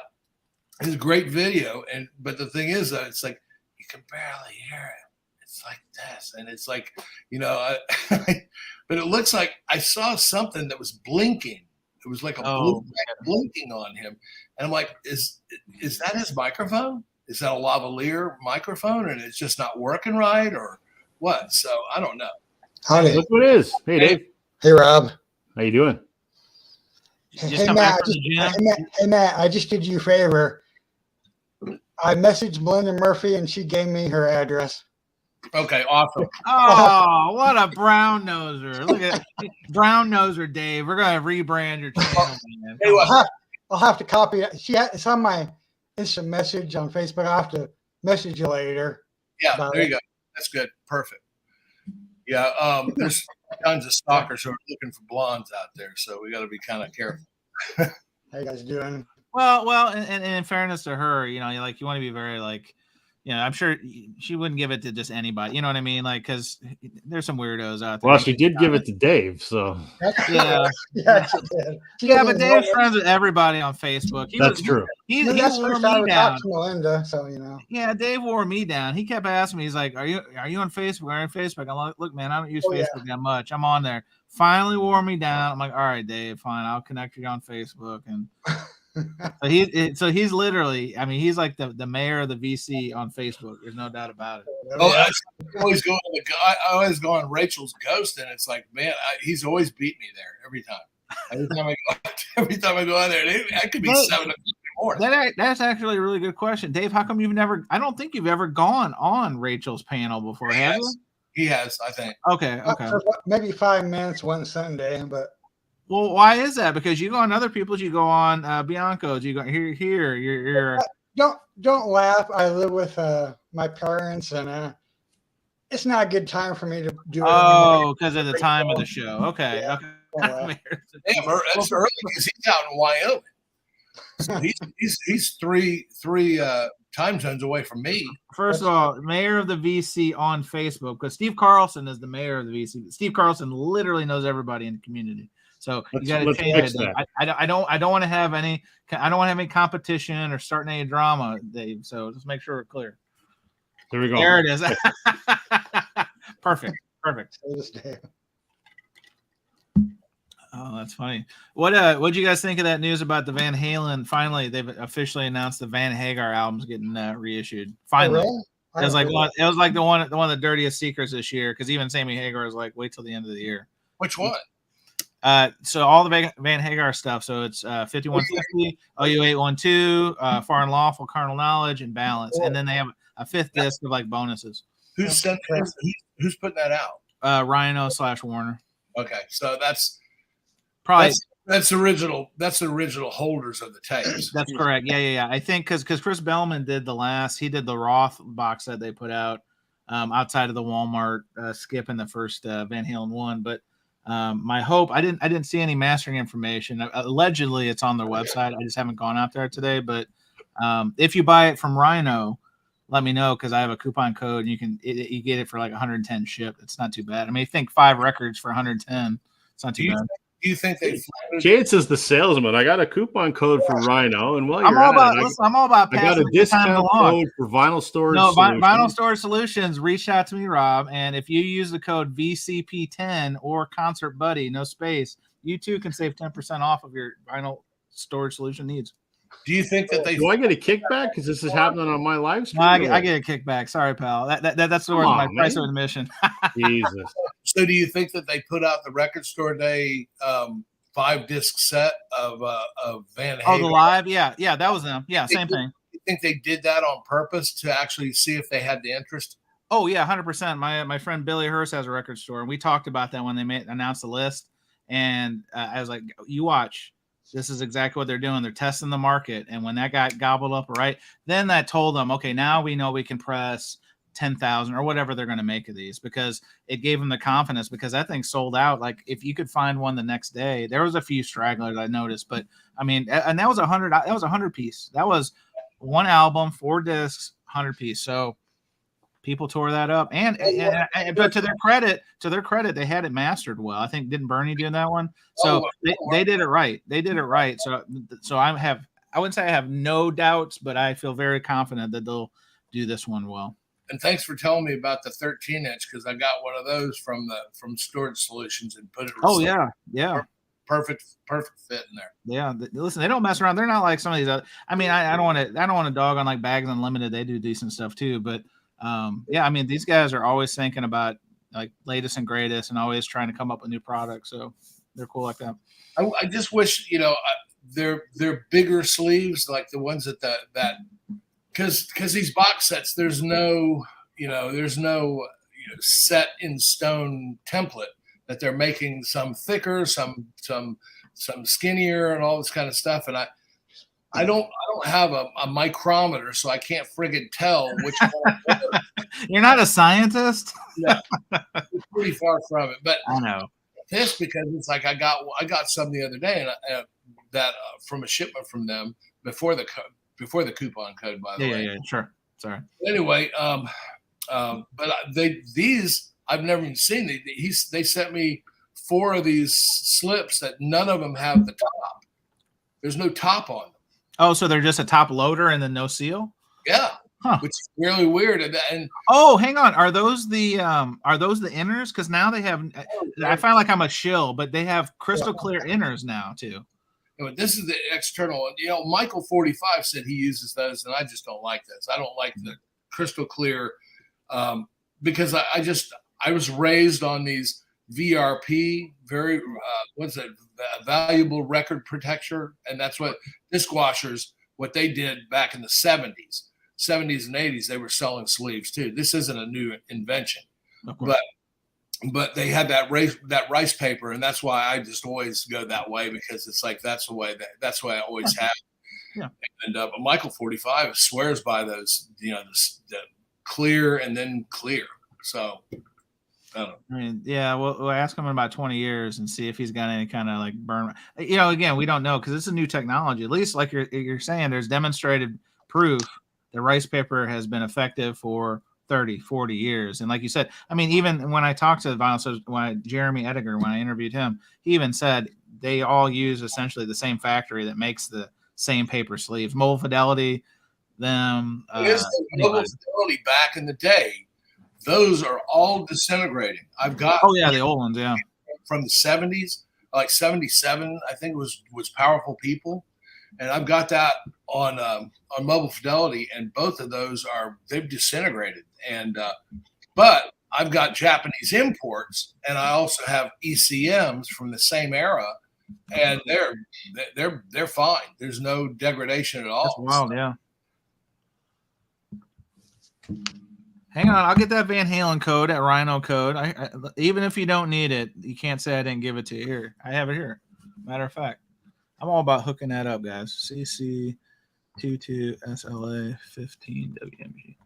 Boom. I think I'm assuming you could buy anything on the website with this, but as opposed because I pre-ordered it originally when the news came out about that Van Hagar thing this morning, went right to Amazon. 134 shipped, right? So I've got to pay tax and I got to do whatever. But those will sound good. But you go to Rhino direct from the source, and no free shipping, and depending on where you live, sales tax I guess depends. But out the door, 113. So I literally saved $25 by ordering from Rhino. But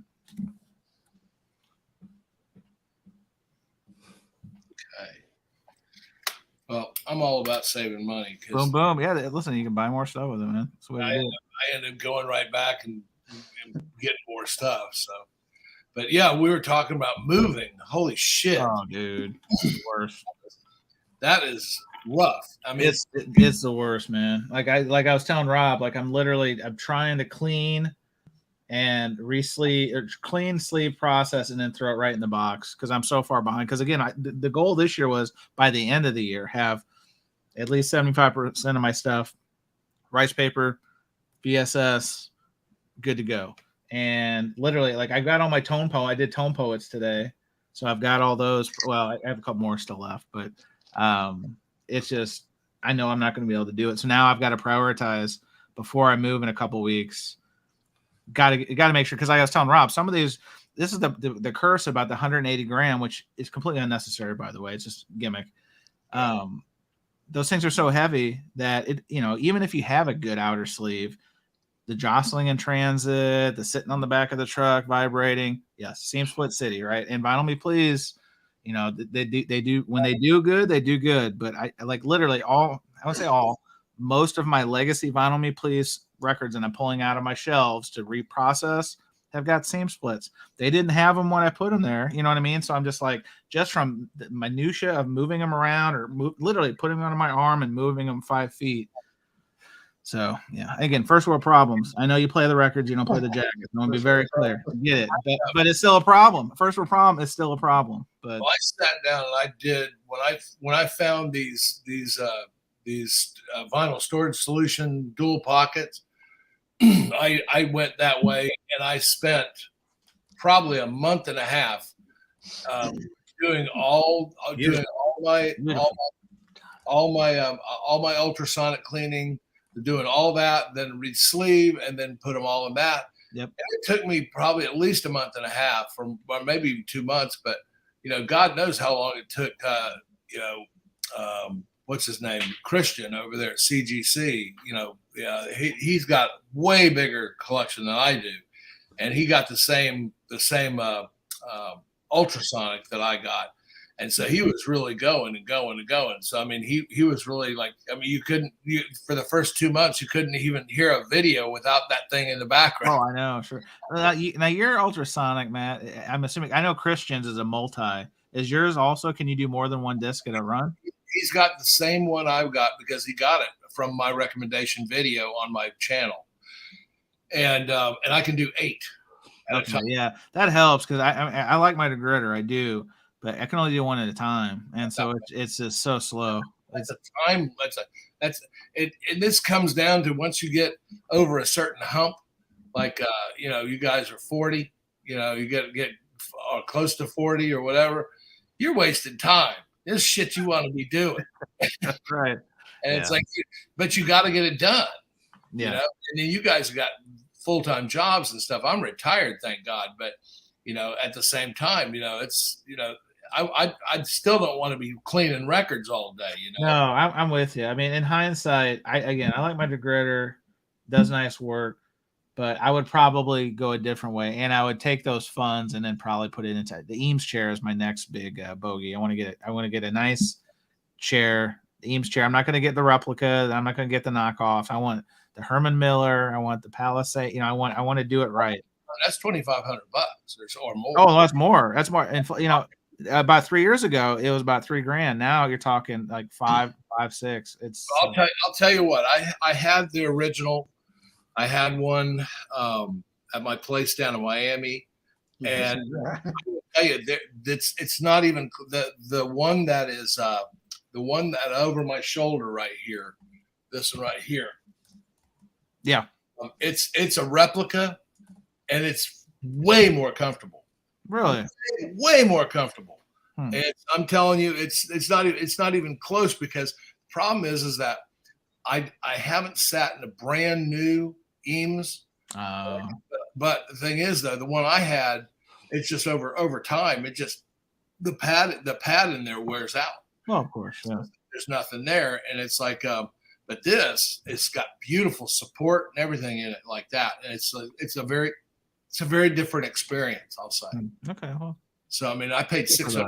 I paid $600. Well, yeah, $600 to $1,000. I mean, it is a considerable savings for sure, but I don't know. I'm still stubborn. Hey, Rob. Yeah. You ever heard of I was trying to think of his name. You ever heard of that Canadian country singer, Coulter Wall? No. I've heard of the name. I've heard of that. No. I don't have any of his CDs or records, but I sure like to get one of them. He's pretty good if you ever look up his music. I'm looking it up right now. I'm not even familiar with the name. I'm sure some of the songs are on YouTube. You should sometime. Oh yeah.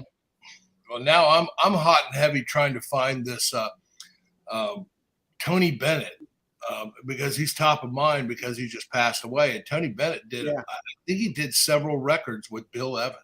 So they're doing one that comes out in December for the OJC series. It just got announced today. Did you see that one? Oh, I did not. I'll find it for you. Send you a link. I saw a video. It came in my feed.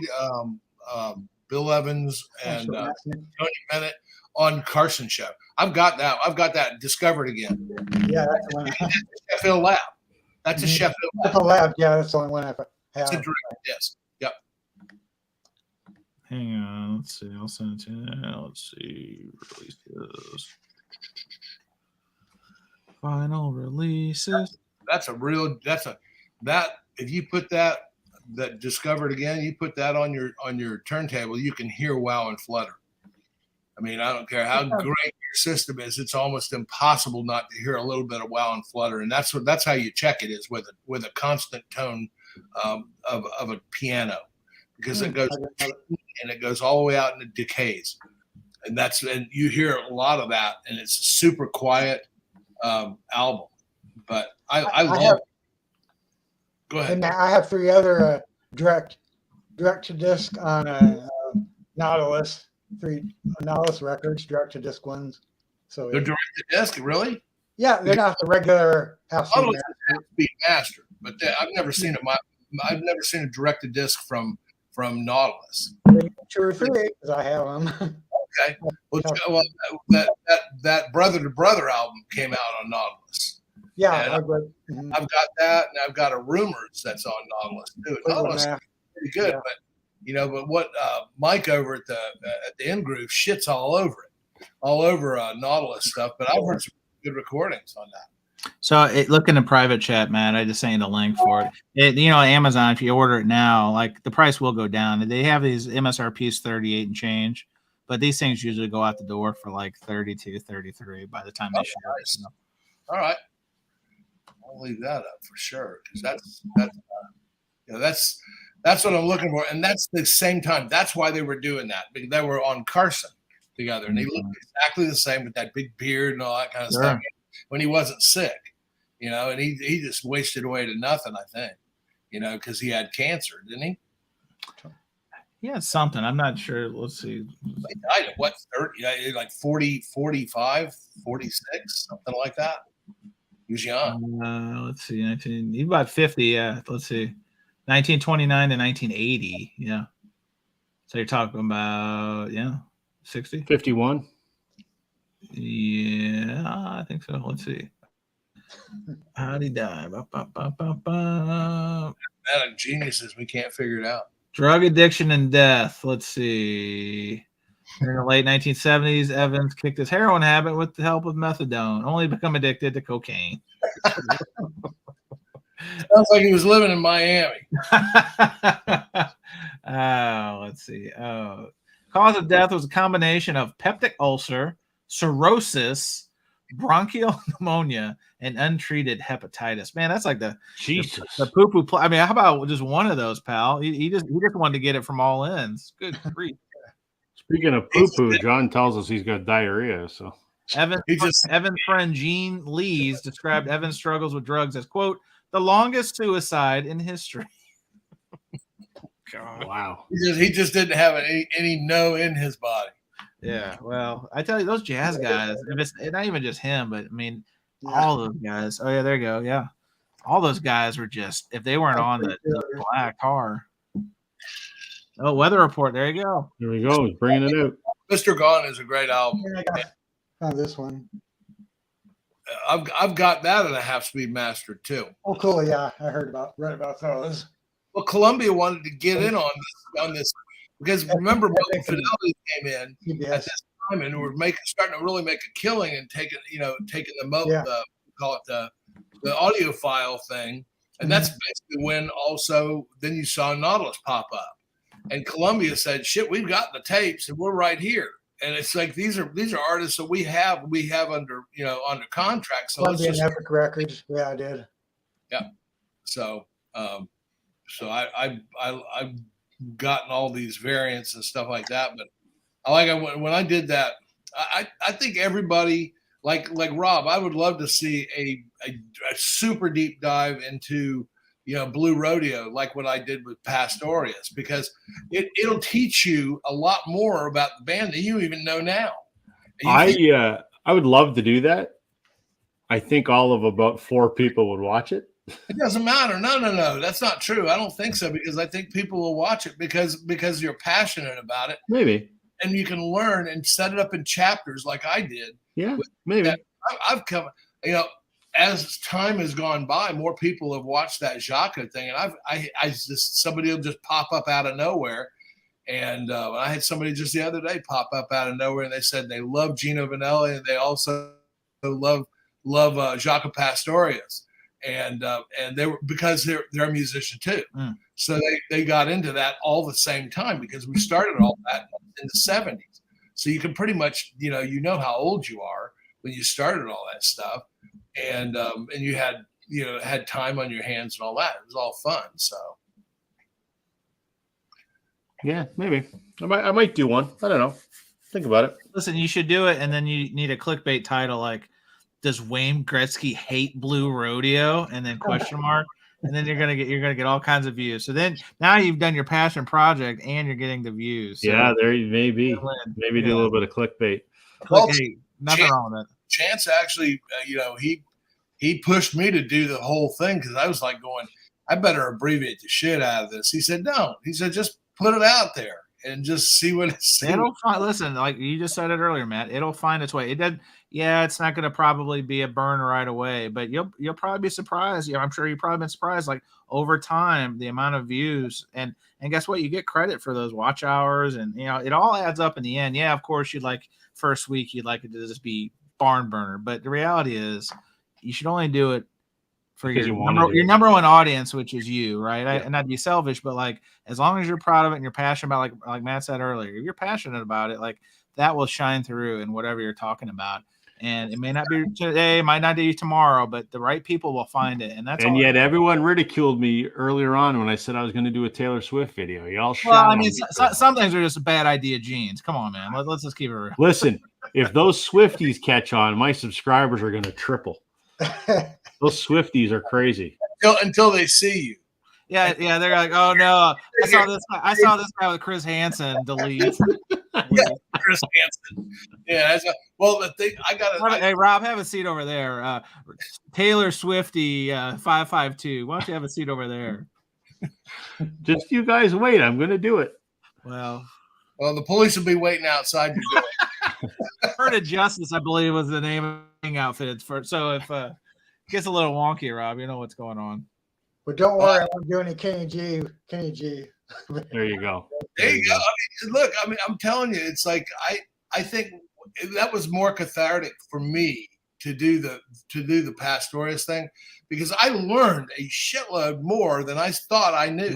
Right. I learned so much more about it. You push yourself to learn because you wanted to do it right, and you didn't want to half-ass it, and you definitely didn't want to it meant so much to you. You wanted to do it the right way, and I think that pushed you to make a better presentation. Like you said, you learned things you didn't even know, and you knew a lot already. So I learned. I watched so many. I went down so many rabbit holes and listened to so many interviews and people who knew him, and they kept come up with all these great stories, and I kept trying to put those in, but at the same time, I didn't want to, bastardize their video either. Of course. So I kind of want to let them do their thing, and I'm just grabbing tidbits here and there. But it's really, I think that it's very cool to be able to do that. And it's like, I think we all got into this for a reason, and we all want to share.